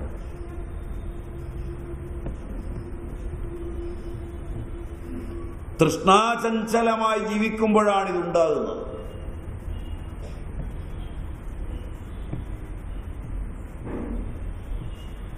പ്രാപ്യവും അപ്രാപ്യവും എന്ന രണ്ട് ഘട്ടങ്ങളിൽ അപ്രാപ്യങ്ങളെ പ്രാപിക്കുന്നതിന് വേണ്ടി ബുദ്ധിയെയും മനസ്സിനെയും ഇന്ദ്രിയങ്ങളെയും ശരീരകോശങ്ങളെയും വല്ലാതെ പീഡിപ്പിക്കുമ്പോൾ, അതിൻ്റെ സ്മരണകൾ വേദനയും വേപധവും അത് കഴിഞ്ഞുണ്ടാക്കുമ്പോൾ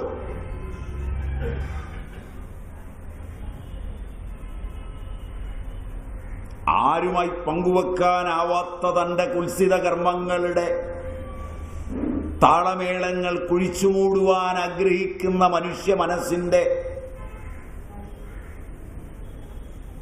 ഒളിച്ചുകളി മാത്രമാണ് വാർദ്ധക്യ രോഗങ്ങളെല്ലാം.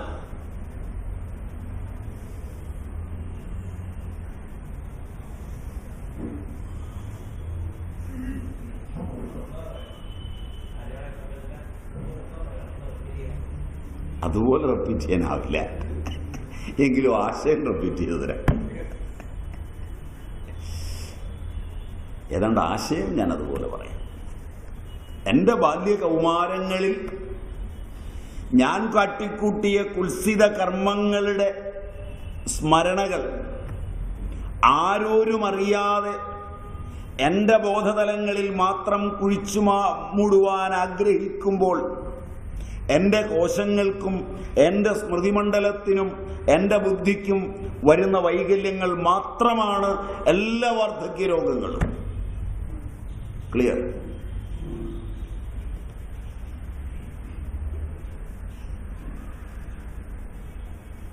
അതുകൊണ്ട് കുട്ടികളുടെ കളിയും ചിരിയും ഒക്കെ ഇഷ്ടമാണെങ്കിൽ പോലും അപ്രാപ്യങ്ങളെ പിടിക്കുവാനോടുന്ന തലങ്ങളിൽ പറഞ്ഞു കൊടുക്കാൻ മറന്നുപോയാൽ വാർദ്ധക്യത്തിന് ഈ വൈകല്യമുണ്ടാവും.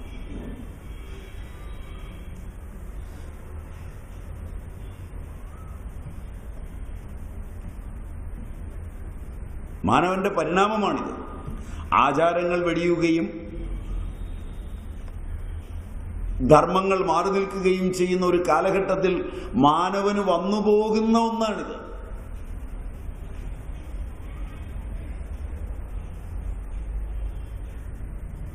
നിങ്ങൾ പ്രോത്സാഹിപ്പിക്കുന്നതും നിങ്ങൾ ഉയർത്തിപ്പറയുന്നതും നിങ്ങൾ ഫലമെന്ന് ചൂണ്ടിക്കാണിക്കുന്നതും തൃഷ്ണയെ മാത്രമാണ്, തൃഷ്ണയുടെ പരിണാമത്തെയല്ല. തൃഷ്ണയ്ക്കാണ് നിങ്ങളെ പ്രാധാന്യം നൽകുന്നത്. എന്താഗ്രഹിച്ചു എന്നുള്ളതാണ് വലുതാക്കി നിങ്ങൾ പറയുന്നത്, എന്ത് നേടി എന്നതല്ല.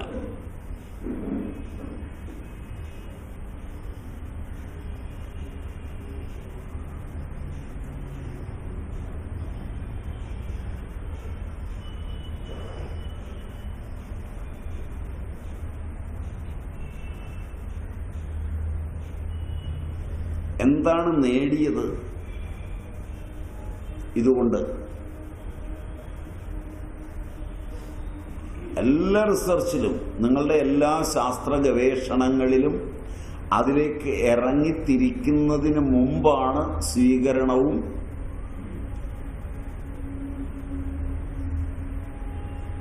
അനുഗ്രഹങ്ങളും ആലവാലങ്ങളും എല്ലാം. കാരണം പോയി വന്നാൽ ബലവത്താകുമെന്ന് നിശ്ചയമില്ല.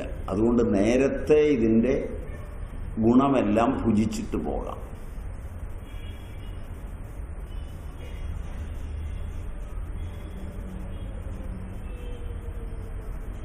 തൃഷ്ണയിലേക്കുള്ള യാത്രയയപ്പിനാണ് നിങ്ങൾ സ്വീകരണങ്ങൾ സംഘടിപ്പിക്കുന്നത്. Am I right? തൃഷ്ണ കഴിഞ്ഞെന്ത് നേടി വരുന്നു എന്ന ചരിത്രം പലപ്പോഴും ഗോപ്യമാണ്.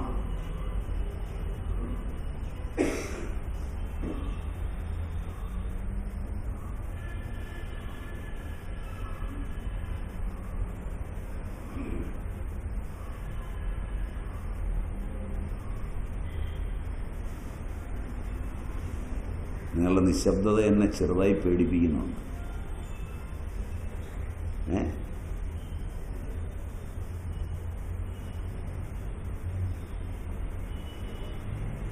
ഏഴാം ക്ലാസ്സിൽ പഠിക്കുന്ന കുട്ടിയെ, മുമ്പൊക്കെ 10ാം ക്ലാസ് കഴിഞ്ഞ് പ്രീ ഡിഗ്രിയും ഡിഗ്രിയും കഴിഞ്ഞാണ്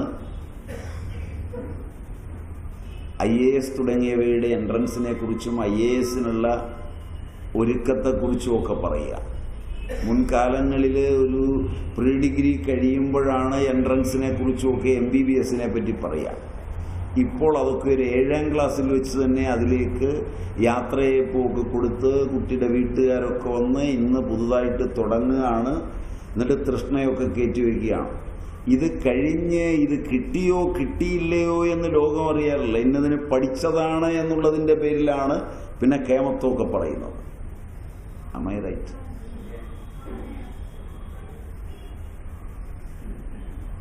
ആ തൃഷ്ണാവേളയിലാണ് നിങ്ങളിന്ന് ആഘോഷിക്കുന്നത്. അതുകൊണ്ട് ആഘോഷത്തിന് എത്രയും ചെലവാക്കും. നേടിക്കഴിഞ്ഞാൽ ചെലവാക്കുകയില്ല.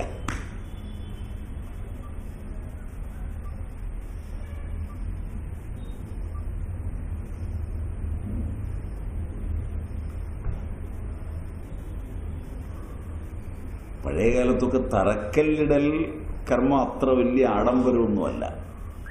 Am I right? ഇന്ന് കെട്ടിടം പണിതില്ലെങ്കിലും തറക്കല്ലിടൽ കർമ്മത്തിൽ ആഘോഷം എല്ലാം കഴിഞ്ഞ് പുട്ടുമടിച്ചു പോയി കിടന്നുറങ്ങിയോളൂ.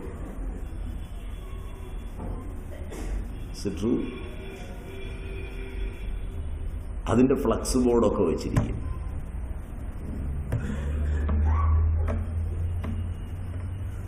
ഇങ്ങനെയൊക്കെയാണ് ഞാൻ മനസ്സിലാക്കുന്നത്. തെറ്റാണോ എന്ന് എനിക്കറിയില്ല.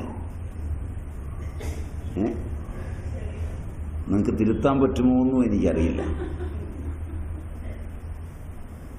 നിങ്ങളെക്കുറിച്ചൊക്കെയുള്ള എൻ്റെ വിലയിരുത്തൽ ഇതാണ്. ഇഷ്ടപ്പെടുന്ന കാര്യമൊന്നുമല്ല ഞാൻ പറഞ്ഞത്. എൻ്റെ വിലയിരുത്തൽ നിങ്ങൾക്ക് സുസൂക്ഷ്മം പരിശോധിക്കാം.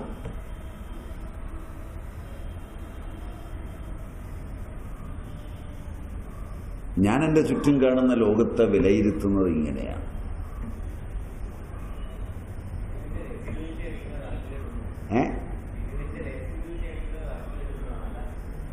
അതിനുവേണ്ടി മാത്രം തോന്നില്ല. കാരണം എല്ലാം ഈ ആഘോഷങ്ങൾ പിരിവിനെ മാത്രം ഉദ്ദേശിച്ചാന്ന് പറയില്ല. ഒരു പിരിവില്ലാത്ത നിങ്ങളുടെ വീട്ടിലെ കാര്യങ്ങൾക്ക് പോലും തുടക്കമാണ് നിങ്ങൾ ഗംഭീരമാക്കുന്നത്. Am I right? കാരണം അത് തൃഷ്ണയിലാണെന്നും അതുകൊണ്ട് ഇത് എവിടെ വെച്ചും തകർന്നു പോകാമെന്നും ഇപ്പം തന്നെ അത് ആഘോഷിച്ച് തീർത്തേക്കാവുന്നുള്ള ഒരു നിർബന്ധമാണെന്ന് തോന്നുന്നു.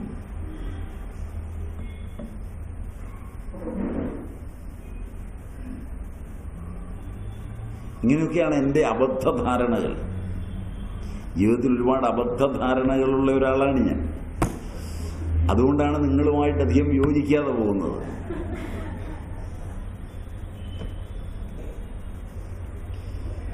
എന്നെക്കുറിച്ച് നിങ്ങൾക്കെല്ലാം ഉണ്ടാകാവുന്ന ധാരണകളിലൊന്നും അതാണ്.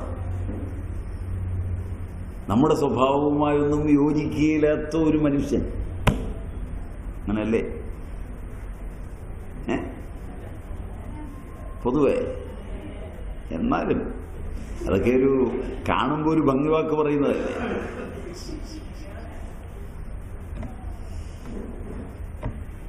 അതിന്റെ റീസൺ ഇതാണ്. പ്രാപ്യ അപ്രാപ്യങ്ങളുടെ തലമാണിത്.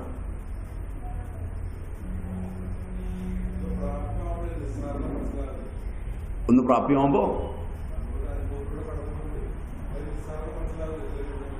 അല്ല, പ്രാപ്യമാകുമ്പോൾ അത് അനുഭവിക്കുകയും ആനന്ദമുണ്ടാവുകയും വസ്തു നമ്മളോട് ഇണങ്ങുകയും ചെയ്യുന്നത് കൊണ്ട് വേറിട്ട് വസ്തു ഇല്ലാതാകുന്നു. അപ്പോഴതിനെ നിസ്സാരമാക്കി കളയുന്നു നമ്മൾ. പ്രാപ്യമാകാത്ത ഒന്ന് പ്രാപ്യമാക്കുന്നതിലൊരു അതിസാഹസികതയുണ്ട്. ഒരു മതിൽ കെട്ടിക്കഴിഞ്ഞാൽ അതിനുള്ളിലുള്ളത് അപ്രാപ്യമാണ്. എത്തി നോക്കാനെങ്കിലും ഒരു സുഖമുണ്ട്, ചാടിക്കയറാൻ അതിലും സുഖമുണ്ട്. വേലി പൊളിച്ചു കയറുന്നത് കുറെ കൂടെ ഇതാണ്. ഗേറ്റ് ഇടിച്ചു തുറന്ന് ഗേറ്റ് കീപ്പറെ തെറിയും പറഞ്ഞ് നേരെ തൻ്റെ ഇടം കാണിച്ചകത്ത് ചെന്ന് അതിനകത്ത് കേമനായിരിക്കുന്നവനോട് മുഖത്ത് നോക്കി 2 വാക്ക് പറഞ്ഞിട്ടാണ് ഞാൻ വന്നിരിക്കുന്നത് എന്ന് പറയുമ്പോൾ കേമത്വം കുറച്ചുകൂടെ കൂടുതലുണ്ട്. അതിനകത്തിരിക്കുന്നതൊരു മൂഢനാണെന്നും പ്രാപ്യമായത് ഉത്തമനായിരുന്നു എന്നും തിരിച്ചറിയാൻ ആവാത്ത ഒരു കഴിവുകേടാണിത്. മനസ്സിലായില്ല? എനിക്ക് പ്രാപ്യനാണ് എൻ്റെ പിതാവ്. പ്രാപ്യനായ എൻ്റെ പിതാവ് പ്രാപ്യനായിരിക്കുന്നത് സൗമ്യതയും അറിവും കൊണ്ടാണ്. അപ്രാപ്യനായിരിക്കുന്ന അയൽവക്കംകാരനെ അപ്രാപ്യനായതുകൊണ്ട് ബഹുമാനിക്കുകയും പ്രാപ്യനായ പിതാവിനെ നിന്ദിക്കുകയും ചെയ്യുക എന്നുള്ളതാണ് ഞാൻ പഠിച്ച പാഠമെന്ന് വരുമ്പോൾ അപ്രാപ്യത്തിൽ മാത്രമേ സുഖമുള്ളൂ എന്നുള്ള തെറ്റായ ഒരു ധാരണ തലച്ചോറിൽ കിടക്കുകയും അപ്രാപ്യത്തിനായി ജീവിതകാലം മുഴുവൻ ബുദ്ധിമുട്ടുകയും അപ്രാപ്യമായതെന്നും അപ്രാപ്യമായിരിക്കുകയും ജന്മം പാഴാവുകയും ചെയ്യും.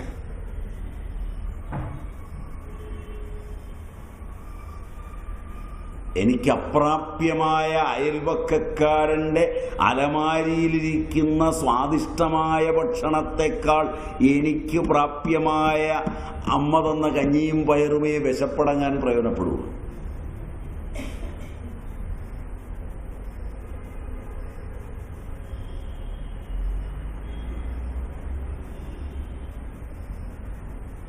എനിക്ക് പ്രാപ്യയായ എൻ്റെ കുട്ടികളെ പ്രസവിച്ച എന്നോടൊപ്പം ജീവിക്കുന്ന എൻ്റെ ഭാര്യ പ്രാപ്യസ്ഥാനീയയായിരിക്കുമ്പോൾ ഒരു സ്റ്റേജിൽ മീറ്റിംഗ് നടക്കുമ്പോൾ അപ്രാപ്യയായൊരു പെൺകുട്ടിയെ ഒന്ന് തൊടാനൊരുങ്ങിയാൽ തല്ലും തെറിയും വേറെ വാങ്ങിക്കുമെന്ന് വേറെ ഉദാഹരണമൊന്നും വേണ്ടല്ലോ, നിങ്ങൾക്കറിയില്ലേ? ശരിയല്ല, വയസ്സുകാലത്തായാൽ പോലും.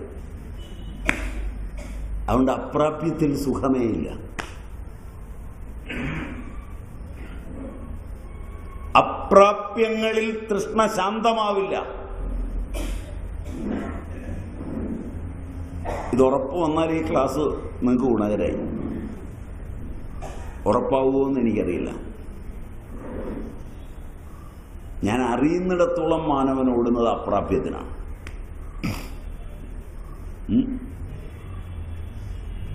ഒരു കാര്യത്തിൽ നിങ്ങൾക്ക് സുഖം കിട്ടിയില്ല എന്ന് തോന്നുന്നത് പോലും സങ്കല്പത്തിൽ വെച്ചിരിക്കുന്ന അപ്രാപ്യത്തെ വെച്ചുകൊണ്ട് അതിന് ശ്രമിച്ചുകൊണ്ടാണ്. ആഹാരത്തിലും നീഹാരത്തിലും മൈഥുനത്തിലും നിദ്രയിലുമെല്ലാം നിങ്ങൾ ഒരു അപ്രാപ്യം സങ്കല്പമായി വെച്ചിട്ട് പ്രാപ്യമായതിനെ അനുഭവിക്കുമ്പോഴെല്ലാം ഒരു +1 ചാൻസ് അവിടെ കിടപ്പുണ്ട്. മനസ്സിലായില്ല? കയ്യിലിരിക്കുന്ന വസ്തു കണ്ട് കളിക്കുന്നതിന് പകരം അന്യന്റെ കയ്യിൽ ഇന്നതുണ്ടാകുമെന്നോർത്ത് ലേലം വിളിച്ച് കളിക്കുന്നവരാണ് എല്ലാ ചീട്ടുകളിക്കാരും. അതുകൊണ്ടാണ് നോക്കാറ്. മനസ്സിലായില്ല?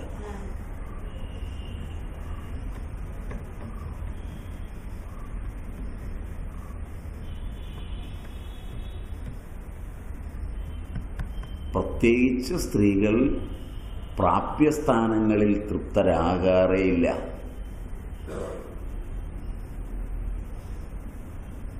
എന്നുകൂടിയാണ് ഞാൻ പറഞ്ഞത്.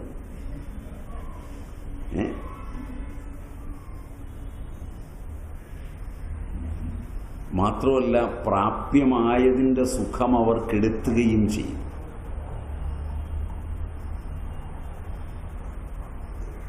പ്രാപ്യമായിരിക്കുന്ന ഒന്ന് അനുഭവവേദ്യമാകുമ്പോൾ അവർ അപ്രാപ്യത്തെക്കുറിച്ച് ഓർമ്മിപ്പിക്കും.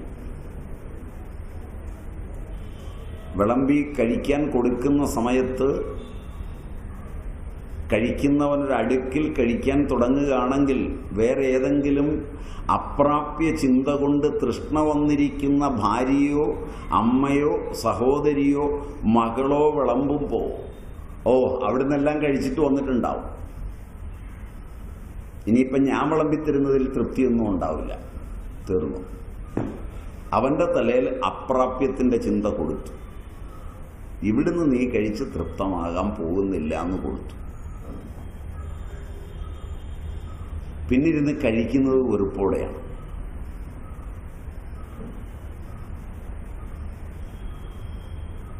ഇത് ഏറ്റവും കൂടുതൽ പറയുക ഭാര്യയും ഭാര്യയും. എന്നിട്ട് കുടുംബം കലങ്ങിപ്പോയി എന്ന് പറഞ്ഞ് കരഞ്ഞു നിലവിളിച്ച് നടക്കുകയും ചെയ്യും നാട്ടുകാരുടെ. അല്ല, എനിക്കറിയാം, തങ്ങളുടെ വീട്ടിൽ പോയിട്ടില്ലേ ഒന്ന്, വേണ്ടതെല്ലാം തിന്ന് കേട്ടിട്ടുണ്ടാവും. ഇനിയിപ്പോൾ ഇവിടെ വന്നൊരു ചടങ്ങിനിരിപ്പായിരിക്കും. ഇവനിത് പറയരുതെന്ന് വിചാരിച്ച് ഒന്നും കഴിക്കാതെ വറുപറയായിരിക്കും വന്നിരിക്കുന്നത്. Am I right? ഈ പറച്ചിൽ ഇന്നെങ്കിലും ഒഴിവാക്കണം എന്ന് വിചാരിച്ചാണ് 11 മണിക്കേ വിട്ടത്. എന്താ ഡോക്ടർ വല്ലാതെ ചിരിക്കുന്നു? ഭാവനയിലേ ഉള്ളോ?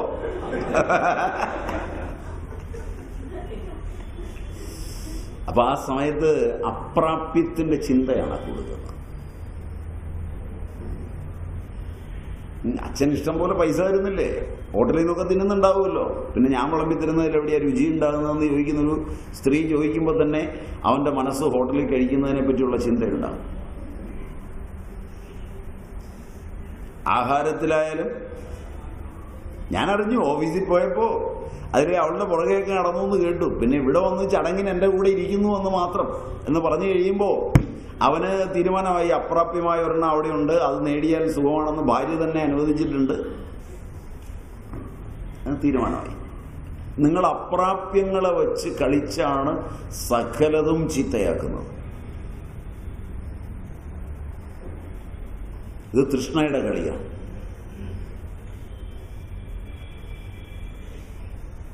ഞാൻ ഒരുപാട് എക്സ്പ്ലെയിൻ ചെയ്തത് കാരണം നിങ്ങൾക്ക് അപ്രാപ്യവും പ്രാപ്യവും ഒന്ന് മനസ്സിലായെന്ന് ഞാൻ ധരിക്കുന്നു. ലക്ഷ്യം അപ്രാപ്യമല്ല, ലക്ഷ്യം പ്രാപ്യമായിരിക്കണം. പ്രാപ്യം നമ്മുടെ കോശങ്ങൾക്കറിയാം.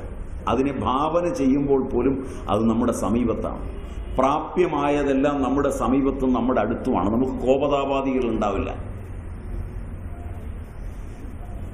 ഓരോ മനുഷ്യനും വ്യത്യസ്തനായിരിക്കുന്നത് അവന്റെ പ്രാപ്യ വസ്തുക്കൾ വ്യത്യസ്തങ്ങളായതുകൊണ്ടാണ്.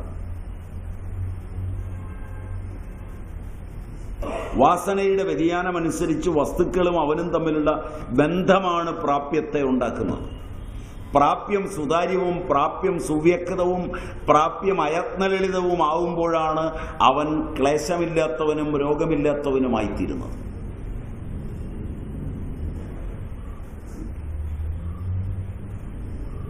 അപ്രാപ്യമായതിനെല്ലാം എല്ലായ്പ്പോഴും ക്ലേശിക്കേണ്ടി വരും. ഫലോട്ടില്ലതാണ്. നിങ്ങൾക്ക് പറയാനുള്ള ഹിസ്റ്ററി അതാണ്. എത്ര ഓടി നടന്നതാണ്, എത്ര കഷ്ടപ്പെട്ടതാണ്, എന്തെല്ലാം ഞാൻ ചെയ്തതാണ്. പറഞ്ഞിട്ട് വല്ല കാര്യമുണ്ടോ? നടന്നില്ല.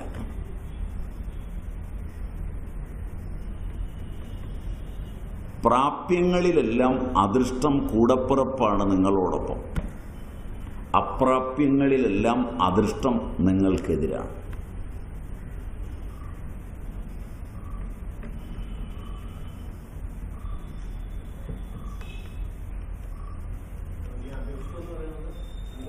അദൃഷ്ടത്തിന് നിങ്ങൾക്ക് ദൈവവിശ്വാസികളാണെങ്കിൽ ദൈവമെന്ന് ചേർക്കാം. ഞാൻ രണ്ടു കൂട്ടർക്കും പഥ്യമായൊരു പദം പ്രാചീനർ ഉപയോഗിച്ചിട്ടുള്ളത് പറഞ്ഞു വന്നേ ഉള്ളൂ. അദൃഷ്ടം, ദർ ഈസ് ആൻ അൺസർട്ടനിറ്റി.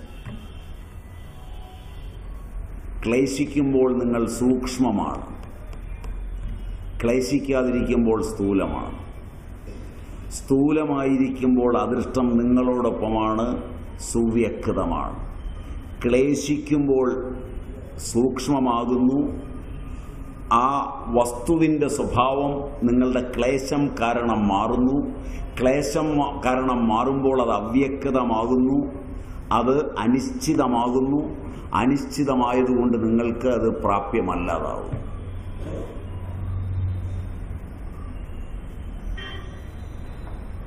എങ്ങനെയെന്നാൽ നിങ്ങളൊരു പ്രകാശത്തെ നോക്കിയാൽ പ്രകാശം കൃത്യമായി ദിശയുള്ളതും കൃത്യമായ അളവുള്ളതും കൃത്യമായ കണങ്ങളുമാണ്.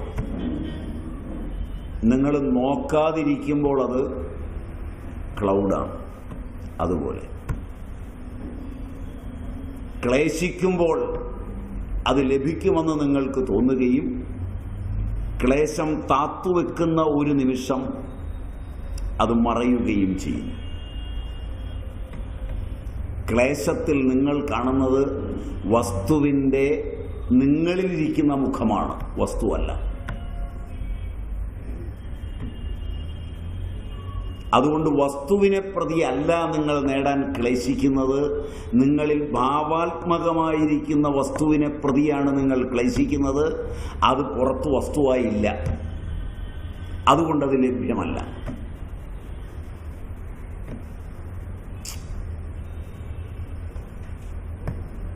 തിയറി മനസ്സിലായോ എന്നറിയില്ല. മാത്തമാറ്റിക്കൽ ലോജിക്കിലാണ് പറഞ്ഞത്. അതുകൊണ്ടാണ് അതാ ഞാൻ ചോദിച്ചത്, മനസ്സിലായോ? ഞാനൊരു വസ്തുവിനെ പുറകെ പോകുന്നത് യഥാർത്ഥത്തിൽ ആ വസ്തു അവിടെ ഉണ്ട് എന്ന അനുഭവം ഉണ്ടായിട്ടല്ല. അതെൻ്റെ തോന്നൽ മാത്രമാണ്. തോന്നലിലുള്ള വസ്തു ഇല്ലാത്ത വസ്തുവാണ്. ആ ഇല്ലാത്ത വസ്തുവിനാണ് ഞാൻ ക്ലേശിച്ചത് മുഴുവൻ. അതുകൊണ്ട് അതിൻ്റെ ഫലം ഇല്ലായ്മ തന്നെയാണ്.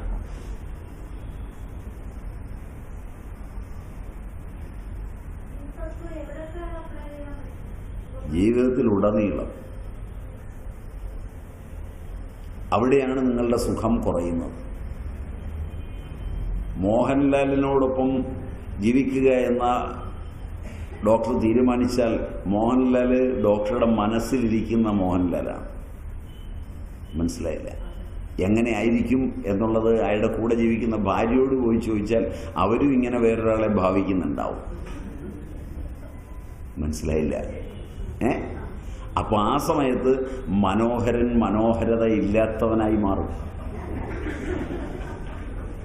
മനസ്സിലായി? മനോഹരൻ്റെ മനോഹാരിത നഷ്ടപ്പെടും. അപ്പോൾ അതൃപ്തി ഉണ്ടാവും. ഫലം അതൃപ്തിയാണ്.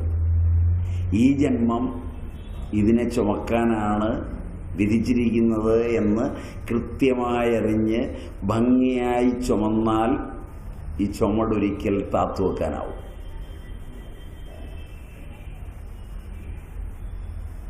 മനോഹരം വന്നിട്ടില്ലെന്ന് തോന്നുന്നു.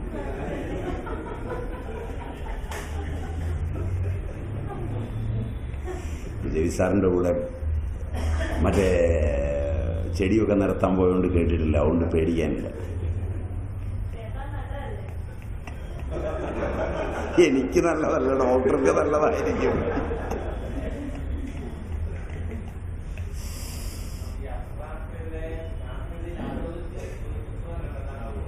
ഇല്ല, കാരണം ഇത് വസ്തുവിൻ്റെ കണങ്ങളും വസ്തുവിൻ്റെ ഗുണവും നിങ്ങളുടെ ഇന്ദ്രിയങ്ങളുടെ ഗുണവും അതിൻ്റെ ആകാശ വായു മുതലായ തന്മാത്രകളുടെ ഗുണങ്ങൾ തമ്മിലുള്ള ചേർച്ചയാണ് ഈ പ്രാപ്യവും അപ്രാപ്യവും ഉണ്ടാക്കുന്നത്. അത് നിങ്ങളുടെ പ്രകൃതി, അതിൻ്റെ പ്രകൃതി, അതിനെ അടിസ്ഥാനപ്പെടുത്തിയ ബന്ധം ഉണ്ടാകുന്നത്. അതിൻ്റെ നിയമം കണ്ടുപിടിക്കാനാണ് വിഷമം. ചില കാര്യങ്ങളിൽ പ്രകൃതി സമാനമാകുമ്പോൾ വത്സനും ശിവശങ്കരനും തമ്മിലുള്ള ബന്ധം ആഴമുള്ളതും ഈടുറ്റതും പ്രാപ്യവുമാവും. ചില ഭൂതഭൗതിക ഗുണങ്ങളുടെ കാര്യത്തിലുണ്ടാകുന്ന വ്യതിയാനം എത്ര പ്രിയമുണ്ടായോ അത്രയും അപ്രിയം നിങ്ങൾ തമ്മിലുണ്ടാവും. അപ്പൊ ഭൂതഗുണങ്ങളുടെ അടിസ്ഥാനത്തിൽ പ്രിയാപ്രിയങ്ങൾ ഒന്നിച്ചിരിക്കുകയാണ്. ക്ലിയർ? അതിൽ പ്രിയം വരുമ്പോൾ എല്ലാം മറക്കുകയും അപ്രിയം വരുമ്പോൾ എല്ലാം ഓർമ്മിക്കുകയും എല്ലാം തകർക്കണമെന്ന് തീരുമാനിക്കുകയും ചെയ്യുന്ന സൃഷ്ടിയും സംഹാരവും ഒരുമിച്ച് കൂട്ടിക്കൊരുക്കുന്നതാണ് നിങ്ങളുടെ അന്തരാഗ്നി.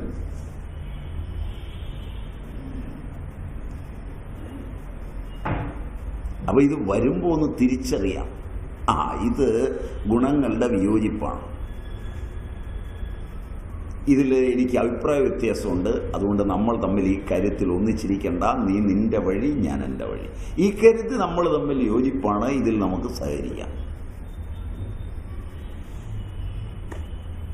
നിങ്ങൾ ഏത് മാനിഫെസ്റ്റോ ഉണ്ടാക്കിയാലും, ഏത് നിയമം ഉണ്ടാക്കിയാലും, ഏത് ചടങ്ങുണ്ടാക്കിയാലും, എത്ര യോജിച്ചാലും ഇങ്ങനെ ആയിരിക്കും.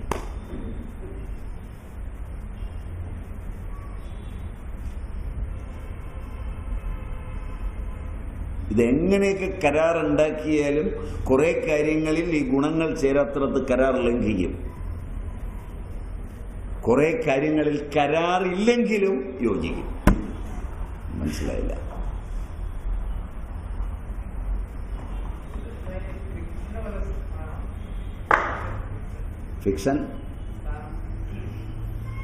ഫിക്ഷൻ പോലെയാണ് ഈ അപ്രാപ്യമെല്ലാം. എല്ലാ അപ്രാപ്യവും ഫിക്ഷണൽ ട്രൂത്താണ്. പക്ഷെ അതിനോടുള്ള മമത വല്ലാത്ത മമതയാണ്. അതുകൊണ്ടല്ലേ മനുഷ്യൻ കൂടുതൽ സമയം ഇതൊക്കെ കണ്ടിരുന്ന് സമാധാനപ്പെടുന്നത്. അല്ല, ജീവിച്ച് സമാധാനപ്പെടാൻ പറ്റുമോ? ആധുനിക ലോകത്ത് പണിയൊന്നുമില്ല, വെള്ളം കോരാനും പാത്രം തേക്കാനും പണിയൊന്നും ഇല്ലാത്തപ്പം ഇതൊക്കെ ഇങ്ങനെ സമാധാനപ്പെട്ടു പോകുന്നത് ഫിക്ഷണൽ ട്രൂത്തായിരിക്കുന്ന കഥകൾ കണ്ടിരുന്നാണ് നേരം വെളുപ്പിക്കുന്നത്. മനസ്സിലായില്ല? വാർത്തയാണെങ്കിൽ 2 മിനിറ്റ് കണ്ടു കഴിഞ്ഞാൽ തീരും. വാർത്ത അവലോകനമാകുമ്പോൾ അത് ഫിക്ഷണൽ ട്രൂത്താണ്. അതല്ലേ നിങ്ങളിങ്ങനെ ചാനൽ മാറി മാറി ഓരോരുത്തരുടെയും ഫിക്ഷണൽ ട്രൂത്ത് കേട്ടിരിക്കുന്നത്, മാല ജപിച്ചുകൊണ്ടിരിക്കുന്നത്. ഇതിലുള്ളവൻ ഫിക്ഷണൽ ട്രൂത്ത് കുറച്ചേ പറയുള്ളൂ, ഇവനെ കേട്ടോണ്ടിരുന്നാൽ ശരിയാവില്ല, കുറെ കൂടെ സത്യം പറയുന്നത് മറ്റേ ചാനലിലാണ്. അങ്ങോട്ട് ഉടനെ ചാടുന്നത് അതുകൊണ്ടല്ലേ.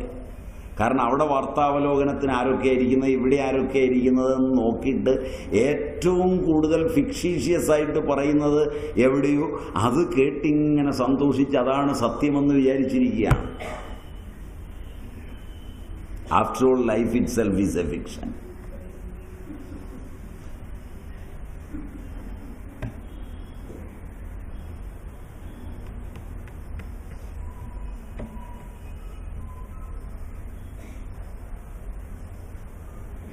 ഏതാണ്ട് അപ്രാപ്യവും പ്രാപ്യവും ഒരുമാതിരി. ഇനി അല്ലെങ്കിൽ വേറെ ശ്ലോകം വരും, അന്നേരം നമുക്ക് നോക്കാം. അപ്പോ തൃഷ്ണ ചപലമർക്കടി അലംഘ്യേ അപി പദം കരോതി. ദുഷ്പ്രാപമായ അപ്രാപ്യമായ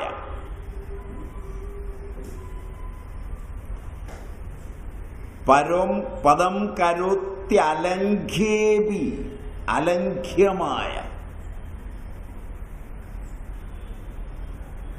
അതിൽ പോലും പ്രവർത്തിക്കുന്നു. പദം വിന്യസിക്കുന്നു എന്ന് സാരം, പദം ഊന്നുന്നു. തൃപ്ത അപി, പ്രാപ്യമായത് ലഭിച്ചാൽ പോലും ഫലം ഈഹതേ, വീണ്ടും കിട്ടണമെന്ന് ആഗ്രഹിക്കുന്നു. പ്രാപ്യമായതിൽ തൃപ്തി വരുന്നില്ല. പ്രാപ്യമായതിലുള്ള തൃപ്തിയല്ല മാനവജീവിതത്തെ നയിക്കുന്നത്, അപ്രാപ്യമായതിലുള്ള ആഗ്രഹമാണ് മാനവജീവിതത്തെ നയിക്കുന്നത്.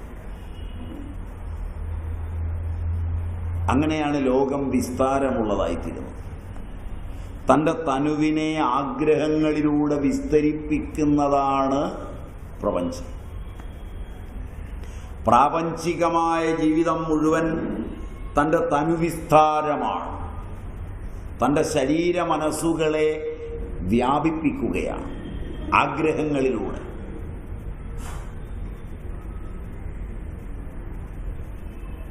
അതുകൊണ്ട് മാനവജീവിതത്തിൻ്റെ ലക്ഷ്യവും മാനവജീവിതത്തിൻ്റെ സാരവും മാനവജീവിതത്തിൽ മനുഷ്യൻ ആഗ്രഹിക്കുന്നതും എല്ലാം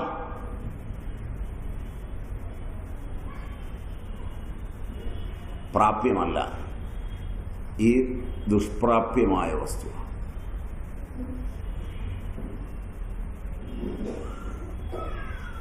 മാനവൻ ജീവിക്കുന്നത് നേടുന്നതിലോ നേടാൻ വേണ്ടിയോ അല്ല,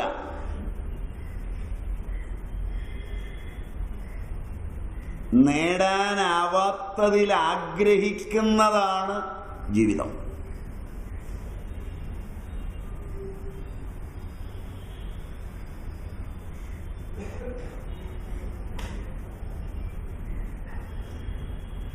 ഈ രുചിഭേദങ്ങളെല്ലാം നേടാനാവാത്തതിലുള്ള ആഗ്രഹം കൊണ്ട് മാത്രം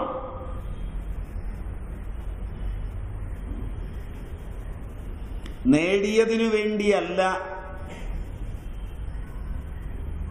നിലനിർത്താൻ ശ്രമിക്കുന്നത്. നേടിയത് നിലനിർത്താനുള്ള ശ്രമം വളരെ കുറവാണ്. കല്യാണ ദിവസം ഒരു പെണ്ണും ആണും ശരീരമൊക്കെ അലങ്കരിച്ച് വളരെ ഗംഭീരമായി ബ്യൂട്ടി പാർലറിലൊക്കെ പോയി ഇവനെ തൃപ്തിപ്പെടുത്താൻ ഇവളും ഇവളെ തൃപ്തിപ്പെടുത്താൻ ഇവനും വേഷം കെട്ടി അവിടെ വന്നിരിക്കുന്നത് മനസ്സിലാക്കാം. ഇവനെ ഇവൾ പ്രാപിച്ചു കഴിഞ്ഞ് ഇവളെ ഇവൻ പ്രാപിച്ചു കഴിഞ്ഞ് പിന്നെ ബ്യൂട്ടി പാർലറിൽ പോകുന്ന ആരെ കാണിക്കാനാണ്?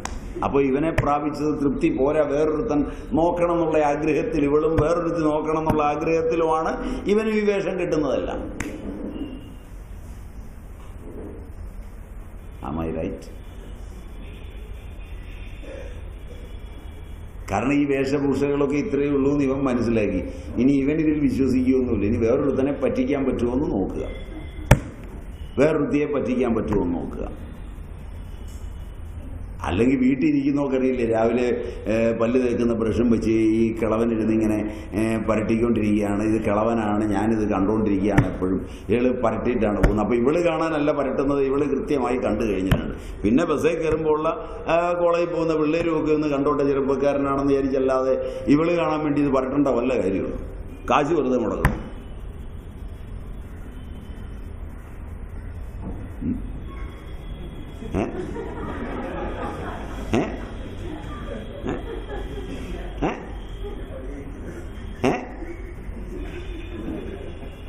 ഏതാണ്ട് പറയാൻ ഒരുങ്ങിയുണ്ടോ? വല്ലാതെ പണി വയ്ക്കരുതെന്നല്ലേ? അല്ല ശരിയല്ലേ?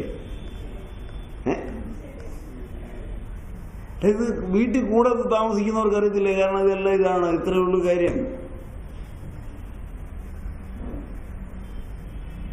ഞാനിത് കാരണം ഈ ബ്രഷും ഇതും മേടിക്കുന്നതിലുള്ള ബുദ്ധിമുട്ട് കാരണമാണ് ഞാനിതും കളയുന്നത്.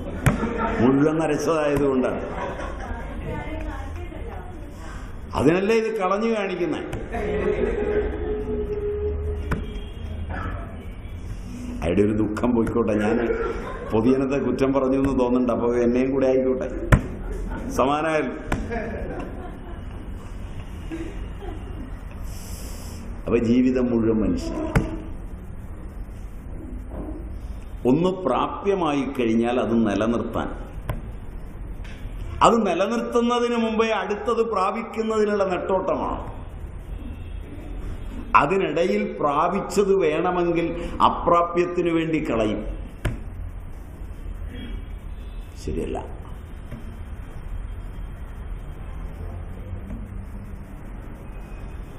ഒരു സമയത്ത് ശങ്കരാഭരണം എന്ന ഈ മാല, ശങ്കരാഭരണം എന്ന മാല കണ്ടിട്ടുണ്ടോയെന്നറിയില്ല.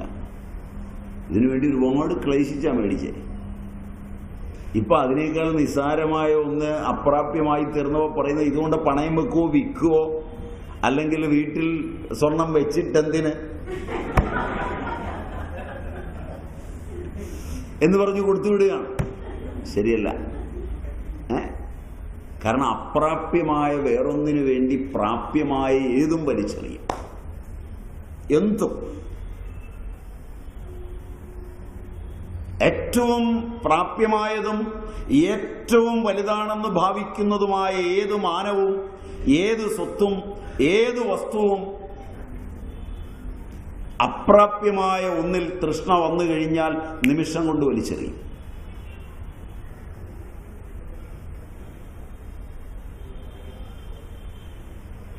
ഒരു സ്ത്രീ അവളുടെ ഏറ്റവും വലിയ ചരിത്രവും പുരുഷൻ അവന്റെ ഏറ്റവും വലിയ ബ്രഹ്മചര്യവും വരെ അപ്രാപ്യമായ ഒന്നിൽ ആഗ്രഹം ജനിച്ചു കഴിഞ്ഞാൽ ഒരു നിമിഷം ആലോചിക്കാതെ വലിച്ചെറിയും. പിന്നെ ബാക്കി വസ്തുക്കളുടെ കഥ പറയണ്ട.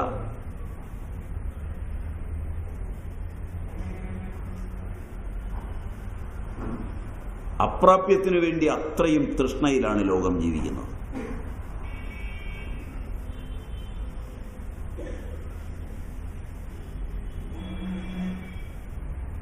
എത്രയോ കോടി സ്വത്തുകൾ അപ്രാപ്യമായ ഒരു മോഹത്തിൽ എത്രയോ പേർ നശിപ്പിച്ചു കളഞ്ഞിരിക്കുന്നു. കോടാനുകോടി സ്വത്തുള്ളവൻ ഏതോ ഒരു മൂലയിൽ നാഗമാണിക്യം ഇരിപ്പുണ്ടെന്ന് പറഞ്ഞ് വീടും പറമ്പും വിറ്റ് എല്ലാം കൊടുത്ത് അവസാനം തല്ലും കൊണ്ട് ജയിലിൽ കിടക്കുന്ന അവസ്ഥ വരാറുണ്ട്. ശരിയല്ല.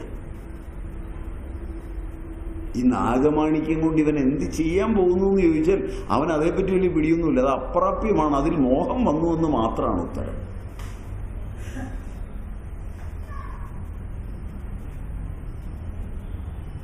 തനിക്ക് ഈ ജന്മത്തിൽ അപ്രാപ്യമായ സിദ്ധികൾക്ക് വേണ്ടി എന്തെല്ലാം വലിച്ചെറിയുന്നു മനുഷ്യൻ.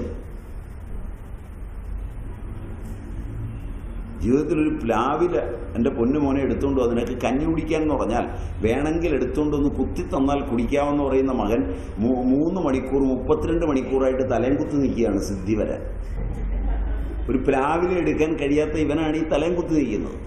കാരണം അപ്രാപ്യമാണ്. പ്ലാവില പ്രാപ്യമാണ്. തള്ളെ നിങ്ങൾക്കും പോയി എടുക്കാം. അതുപോലെയാണോ ഇത്?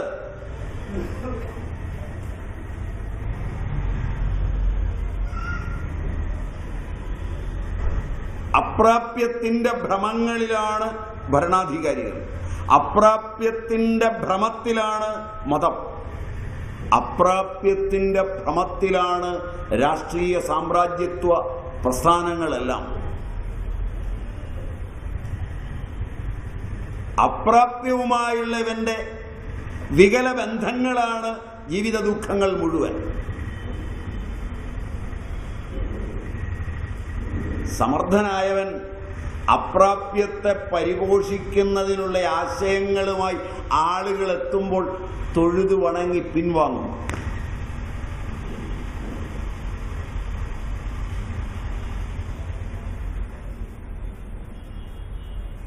പ്രാപ്തമാകുന്നത് വല്ലതുമുണ്ടെങ്കിൽ പറ.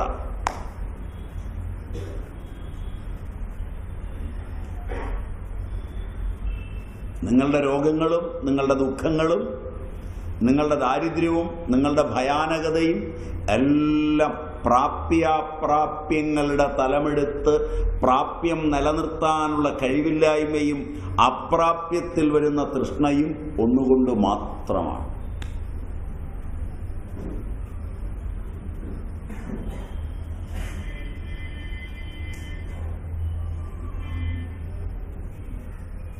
ക്ലിയറായെന്ന് വിചാരിക്കുന്നു. ഒരു വസ്തു പ്രാപ്യമായി തൃപ്തിയായാൽ തന്നെ അതിനെ വിട്ട് അതിനേക്കാൾ വലുത് ഫലം നേടാൻ ആഗ്രഹിക്കുന്നു.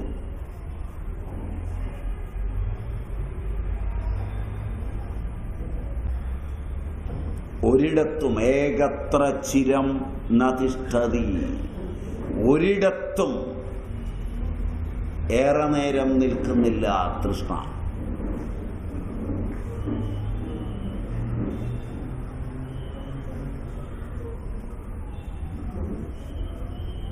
തൃഷ്ണ ഏറെ നേരം ഒരിടത്തും നിൽക്കുന്നില്ല.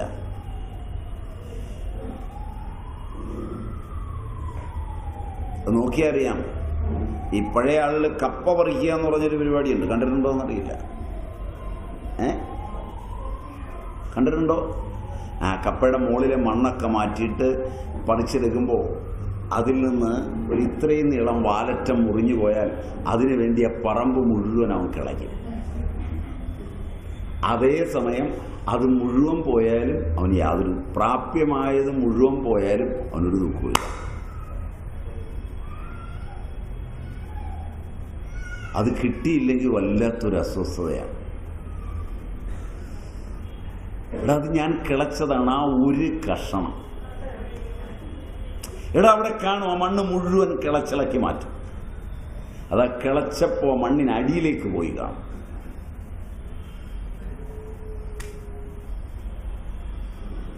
എന്താ വത്സാച്ചിരിക്കുന്നത്?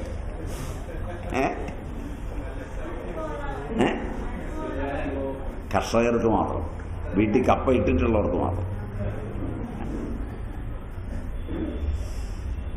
അതുകൊണ്ട് ഇത് വളരെ രസമാണ്. ഇത് കപ്പയേക്കാൾ കൂടുതൽ പറ്റുന്നത് കിഴങ്ങെന്ന് പറഞ്ഞൊരു സാധനമാണ്. കാച്ചിലിനേക്കാളൊക്കെ കിഴങ്ങെന്ന് പറഞ്ഞൊരു സാധനമാണ്. അത് ചോട്ടിൽ മാന്തി മുറിച്ച് കളയുന്ന മാന്യന്മാരുണ്ട്. അത് വളരെ അകലമാന്തം. കാരണം ഒരു നാളി മുന്നോട്ട് ചെന്നിട്ട് വളരെ ദൂരത്തിലാണ് കിഴങ്ങുണ്ടാവുക, ഇട്ടിടത്തല്ല ഉണ്ടാവുക. ചെറുകിഴങ്ങും നനകിഴങ്ങും ഒക്കെ കണ്ടിട്ടില്ല. ഇപ്പം അതൊന്നും നിങ്ങൾ കണ്ടിട്ടുണ്ടാവില്ല. തിരുവാതിരയ്ക്ക് പുഴുങ്ങി കാണും കഴിഞ്ഞ ആഴ്ചയിൽ, ഇല്ലേ? തിരുവാതിര വരുമ്പോൾ മാത്രമാണ് ഇപ്പോൾ ഈ കിഴങ്ങെന്ന് പറയുന്ന ഒരു സാധനം കിഴങ്ങന്മാരുപയോഗിക്കുന്നത്. പഴയ കാലത്ത് ചുട്ടുതിന്നുകയൊക്കെ ചെയ്യുമല്ലോ. ഇപ്പം ഈ ഗ്യാസും പരിപാടിയൊക്കെ ആയതുകൊണ്ട് അതൊന്നും നിവർത്തിയില്ല. ഇങ്ങനെ പറയുമ്പോൾ വായിൽ വെള്ളമൊക്കെ വരാമെന്നുള്ളതേ ഉള്ളൂ. സോ അത് കിഴങ്ങ് മാന്തുന്ന പോലെ ഇത്. ഈ കിട്ടിയത് അല്ല, ആ കിട്ടാത്ത ഒരു കഷ്ണം. എല്ലാ കാര്യത്തിലും ഈ ഒരു കഷണം കിട്ടാനുണ്ടാവും. അത് ആഹാരമായാലും നീഹാരമായാലും മൈഥുനമായാലും നിദ്രയായാലും ഏത് ലോകപ്രവർത്തനമായാലും ഒരു കഷണം അവിടെ ഒടിഞ്ഞു പോകും. ആ കഷണം അന്വേഷിക്കുകയാണ് ജീവിതം മുഴുവൻ.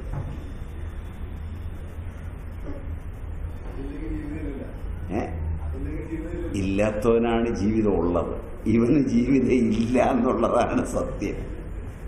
ഇവൻ പക്ഷെ വിചാരിക്കുന്നത് ഇതാണ് ജീവിതം എന്നാണ്.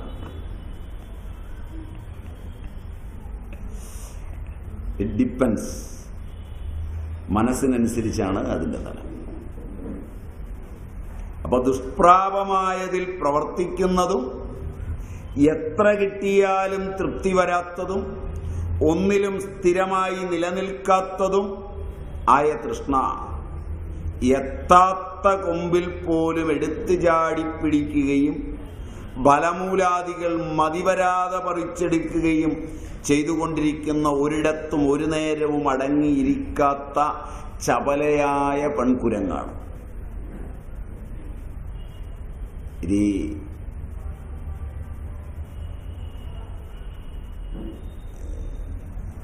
എന്താ പറയുക, ശാസ്താംകോട്ട എന്ന് പറയുന്നൊരു സ്ഥലമുണ്ട്. അവിടെയോ അതുമല്ലെങ്കിൽ ഈ തൊടുപുഴയ്ക്കപ്പുറം കരിമണ്ണൂർ മുതലായ സ്ഥലങ്ങളിലുമൊക്കെ ചെന്നാൽ കാണാം. അവിടെയൊക്കെ ഈ പറമ്പിൽ ആളുകൾ കപ്പയിടും. അപ്പോൾ നല്ല രസമാണ്. ഇട്ടിട്ട് ഇവൻ വീട്ടിൽ പോയിരിക്കും, കുരങ്ങ് പറിക്കും. പറിച്ചത് നല്ലപോലെ അടുക്കി കെട്ടി, ആൾ വരുന്നുണ്ടെങ്കിൽ മോളിൽ ഇരുന്നൊരുത്തൻ ശൂളം അടിക്കും. ശൂളം അടിച്ചാലും ഈ പറിച്ചതിലെ ഒരു കിഴങ്ങ് അവിടെ ഇരുന്ന് പോയാൽ അതേ പിടിച്ചുകൊണ്ടിരിക്കും. ബാക്കി കെട്ടി ഒരു കുരങ്ങ് പോയാലും അതേ പിടിച്ച് വലിച്ചുകൊണ്ടൊരു കുരങ്ങ് എങ്ങനെയെങ്കിലും അത് നോക്കിയാൽ മിക്കവാറും പെൺകുരങ്ങുമായിരിക്കും. ഈ സീൻ കാണണമെങ്കിൽ നിങ്ങൾ ഈ ചില ഏരിയകളിൽ ഈ വനത്തോടടുത്ത് കപ്പയിടുന്ന സ്ഥലങ്ങളിൽ മിക്കവാറും ഇത് കാണാം. അത് മനുഷ്യൻ പറിച്ചു കൊണ്ടുപോകുന്നതിനേക്കാൾ കൃത്യതയിലാണ് ഇത് പറിച്ച് കെട്ടി, വള്ളിയൊക്കെ പറിച്ച് കൂട്ടിക്കെട്ടി തോളെ വെച്ച് കൊണ്ടുപോകുന്നത്. കണ്ടിട്ടുള്ളവരാരെങ്കിലും ഇല്ല. ശാസ്താംകോട്ടക്കാരുണ്ടെങ്കിൽ അവർ കണ്ടിട്ടുണ്ടാവും. ശാസ്താംകോട്ടൊരു അമ്പലമുണ്ട്, അവിടെ ധാരാളമുണ്ട്. അപ്പോൾ അടുത്ത തീറ്റ കിട്ടാതെ വരുമ്പോൾ, അമ്പലത്തിൽ നിന്ന് പടച്ചോറും ഒക്കെ കിട്ടാതെ വരുമ്പോൾ അന്യരുടെ പറമ്പിലോട്ട് കയറും. അന്നേരമാണ് ശല്യമൊക്കെ ഉണ്ടാകുന്നത്. ദേവസ്വം ബോർഡ് അതിനു വേണ്ടി പ്രത്യേകം അരിയൊക്കെ വെച്ചിട്ടുണ്ട്. എന്നാലും മൂലമറ്റത്തിന് അപ്പുറം എന്താ പറയുക, ഉളുപ്പുണി മുതലായ സ്ഥലങ്ങൾ, അവിടെയൊക്കെ ഇപ്പോൾ റോഡായിപ്പോയെന്ന് തോന്നുന്നു. അത് കാരണം ഇപ്പം ഇപ്പൊ കുരങ്ങ് കുറവാണെന്ന് തോന്നുന്നു.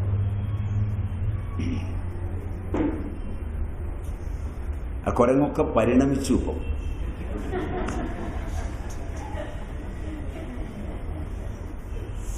സോ ഇദം കൃത്വേദമായാതി സർവമേവാസമഞ്ജസം അനാചാരം ചയതതേ തൃഷ്ണാചേഷ്ടേവ ദൈവികീ ഇദം കൃത്വേദമായാതി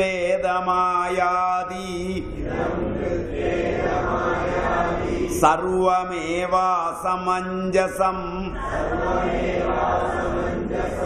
അനാചാരം ചയതതേ തൃഷ്ണാചേഷ്ടേവ ദൈവികീ. തൃഷ്ണ ദൈവികീ ചേഷ്ട ഇവ ഇദം കൃത്വ ഇദം അസമഞ്ജസം സർവമേവ ആയാതി അനാരതം യതതേ.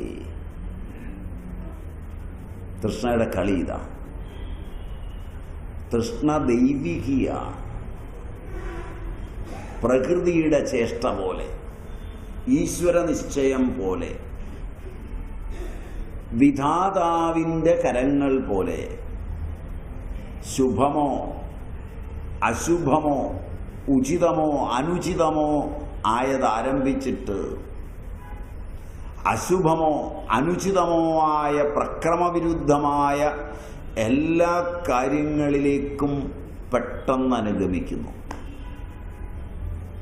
തൃഷ്ണ കൊണ്ട് തുടങ്ങുന്നു, വേറൊരു തൃഷ്ണ കൊണ്ട് അവിടുന്ന് ചാടിപ്പോകുന്നു. തുടങ്ങിയത് പോലും മറന്നുപോകും. ഒരാഗ്രഹം വന്നാൽ എന്തും തുടങ്ങും. പിന്നെ തുടങ്ങിയത് താനാണെന്ന് പോലും മറക്കും.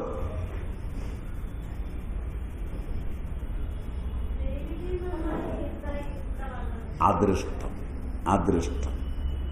മനുഷ്യനിശ്ചയമല്ല തൃഷ്ണയുടെ ആന്തോളനം. എന്നിൽ ആഗ്രഹം വരുന്നതും ആഗ്രഹം പോകുന്നതുമൊന്നും എൻ്റെ നിശ്ചയത്തിലല്ല.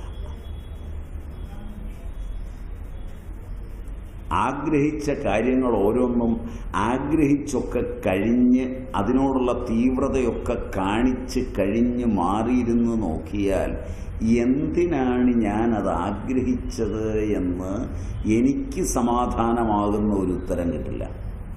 ലോകരെയൊക്കെ സമാധാനിപ്പിക്കാം. അത് സാഹചര്യങ്ങളുടെ സമ്മർദ്ദമാണ്, അത് എൻ്റെ അന്നേരത്തെ ഒരു അജ്ഞാനമാണ്, അതെൻ്റെ സഹോദരി പറഞ്ഞിട്ടാണ്, സഹോദരൻ നിർബന്ധിച്ചിട്ടാണ്. ഇതെല്ലാം നിരാകരിക്കുന്ന 1000 ഉദാഹരണം മുമ്പിലുണ്ടാവും. 1000 തവണ സഹോദരിയുടെ നിർബന്ധങ്ങളെ നിരാകരിച്ചിട്ടുള്ളവൻ, അച്ഛൻ്റെ നിർബന്ധങ്ങളെ നിരാകരിച്ചിട്ടുള്ളവൻ, തൃഷ്ണ കൊണ്ടൊരു കാര്യം ചെയ്യുമ്പോൾ അച്ഛനോ സഹോദരിയോ അതിനനുകൂലമായൊരു വാക്കു പറഞ്ഞിട്ടുണ്ടെങ്കിൽ അത് പരാജയപ്പെട്ട് കഴിഞ്ഞ് 10 കൊല്ലം കഴിഞ്ഞ് നിങ്ങളൊക്കെ നിർബന്ധിച്ചിട്ടാണ് ചെയ്തതെന്ന് പറയുമ്പോൾ ഇവൻ നിർബന്ധിച്ചിട്ട് ചെയ്യാത്ത എത്ര 1000 കാര്യങ്ങളവിടെ കിടപ്പുണ്ട്. മനസ്സിലായില്ല? ഇനി സ്വന്തം തീരുമാനം കൊണ്ടാണ് ചെയ്തത് എന്ന് ഇവന് പറയാൻ വയ്യാത്തത് സ്വന്തം തീരുമാനങ്ങളിൽ എത്ര എണ്ണത്തെ ഇവൻ അയത്നലളിതമായി ഉപേക്ഷിച്ചിട്ടുണ്ട്. നിങ്ങളുടെ ആഗ്രഹങ്ങളിൽ എല്ലാത്തിൻ്റെയും പുറകെ നിങ്ങൾ പോയിട്ടുണ്ടോ? എന്തെല്ലാം ഈ ജന്മത്തിൽ ആഗ്രഹിച്ചിട്ടുണ്ട്, എത്ര ആഗ്രഹങ്ങളെ നിങ്ങൾ ഉപേക്ഷിച്ചിട്ടുണ്ട്.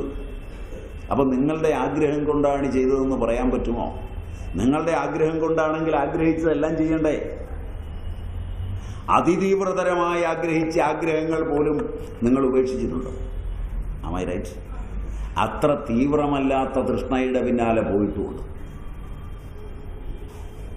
അപ്പോൾ അച്ഛൻ പറഞ്ഞിട്ടാണ്, ആചാര്യൻ പറഞ്ഞിട്ടാണ്, നാട്ടുകാർ പറഞ്ഞിട്ടാണ്, സാഹചര്യത്തിൻ്റെ സമ്മർദ്ദം കൊണ്ടാണ്, അറിവില്ലായ്മ കൊണ്ടാണ്, അറിവ് കൊണ്ടാണ്, ആലോചിച്ചാണ് എന്നൊക്കെ വാചകം അടിക്കാതെ തൃഷ്ണ ദൈവികയാണ്.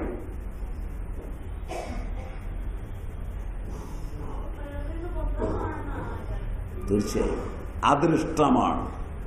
എൻ്റെ കണക്കുകൂട്ടലുകൾക്കൊന്നും എൻ്റെ തൃഷ്ണയെ കണ്ടെത്തുവാനും നിയന്ത്രിക്കാനും നാളിതുവരെ കഴിഞ്ഞിട്ടില്ല എന്നർത്ഥം.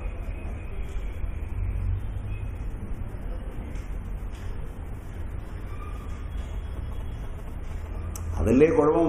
കാര്യമായിട്ട് ആചാര്യൻ ഉപദേശിച്ചു തന്ന ഗുരുമന്ത്രം ജപിക്കാൻ കയറിയിരിക്കുമ്പോൾ മന്ത്രം ജപിക്കുമ്പോൾ കാര്യസിദ്ധ്യർത്ഥേ ജപേ വിനിയോഗ എന്ന് ഒരു ആഗ്രഹത്തിന് വേണ്ടി ജപിക്കാൻ തീരുമാനിക്കുന്നത് മോക്ഷമായിരിക്കണം ആഗ്രഹം എന്നൊക്കെ ആചാര്യൻ പറഞ്ഞ് മോക്ഷത്തെ ആഗ്രഹിച്ച് പത്മാസനം ബന്ധിച്ച് ഗംഭീരമായിരുന്ന് ഓം ഋഷി ഛന്ദസ് ദേവത ഹ്രാം ഹൃദയായ നമഃ ഹ്രീം ശിരസേ സ്വാഹ എന്നൊക്കെ അംഗന്യാസ കരന്യാസങ്ങളോടെ ഇരുന്ന് കഴിയുമ്പോൾ പതുക്കെ ഇതിന് വിപരീതമായൊരു തൃഷ്ണ കരുതുക. അത് നടക്കും, മറ്റു നടക്കും. മന്ത്രം ജപിച്ചത് അത് നേടാനാണ്. ഇടിവെട്ടുപോലൊരു തൃഷ്ണ കരുതുക.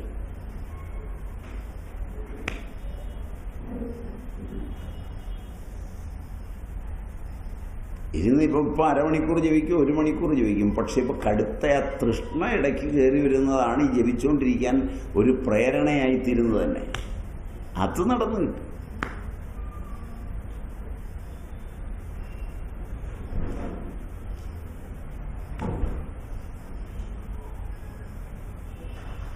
ഇതാണ് തൃഷ്ണാദൈവികി എന്ന് പറഞ്ഞത്. ഇത്രയൊക്കെ അപകടകാരിയാണ് തൃഷ്ണ എന്ന് ആദ്യം അറിഞ്ഞിട്ടുണ്ടോ? നിങ്ങൾ വേണ്ട എന്ന് തീരുമാനിക്കുന്ന സാധനം തന്നെ തെരഞ്ഞെടുത്ത് നടപ്പാക്കി തരുന്നത് തൃഷ്ണയാണ്. പലതിൻ്റെയും ആവർത്തനം, കളവ്, ചതി, വഞ്ചന,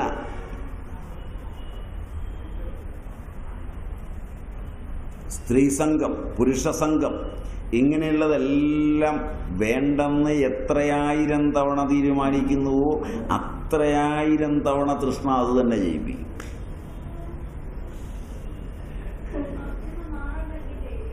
അതിന് പുറത്ത് കിടക്കണമെങ്കിൽ പണിയെടുക്കും. പണിയെടുക്കണം എന്ന് പറയാനാണ് ഇതെല്ലാം പറഞ്ഞത്. തൃഷ്ണയാണ് ഈ കൊണ്ടുപോകുന്നത്.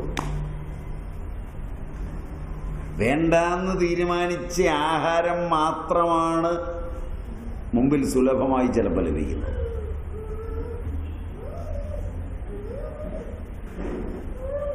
ഇനി ബീഡി വലിക്കുകയില്ലെന്ന് തീരുമാനിച്ച് ചെല്ലുമ്പോഴാണ് മുമ്പ് ആദ്യമായി കൂട്ടത്തിൽ നിന്ന് വലിച്ചവൻ ഒരു ബീഡിയും വെച്ച് നീട്ടുന്നത്.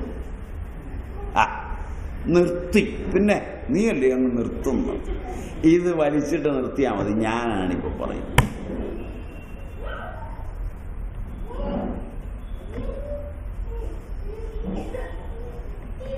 ഇങ്ങനൊരു സാധനമാണ് തൃഷ്ണ. അനുഭവം അല്ലെങ്കിൽ പറയാം, അനുഭവം അല്ലെങ്കിൽ പറയാം, എന്തെല്ലാം നിർത്താൻ നമ്മൾ തീരുമാനിച്ചിട്ടുണ്ട്, എത്ര നന്നാകാൻ നമ്മൾ തീരുമാനിച്ചിട്ടുണ്ട്. അവസാനം നമ്മൾ എടുക്കുന്ന ഒരു തീരുമാനമുണ്ട്, ഇതൊക്കെ തീരുമാനിക്കുകയുള്ളൂ, നടക്കുകയാണ്. അതുകൊണ്ട് ഇപ്പം ഞാൻ തീരുമാനിക്കണ്ടെന്ന് തീരുമാനിച്ചു.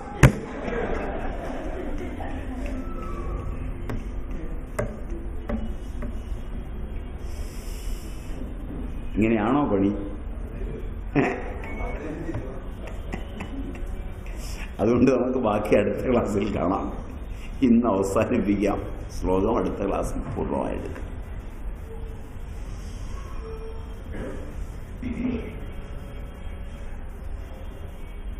ഓം സ്ഥാപകായ ച ധർമ്മസ്യ സർവധർമ്മസ്വരൂപിണേ അവതാരവരിഷ്ഠായ രാമകൃഷ്ണായ തേ നമഃ. ഹരി ഓം.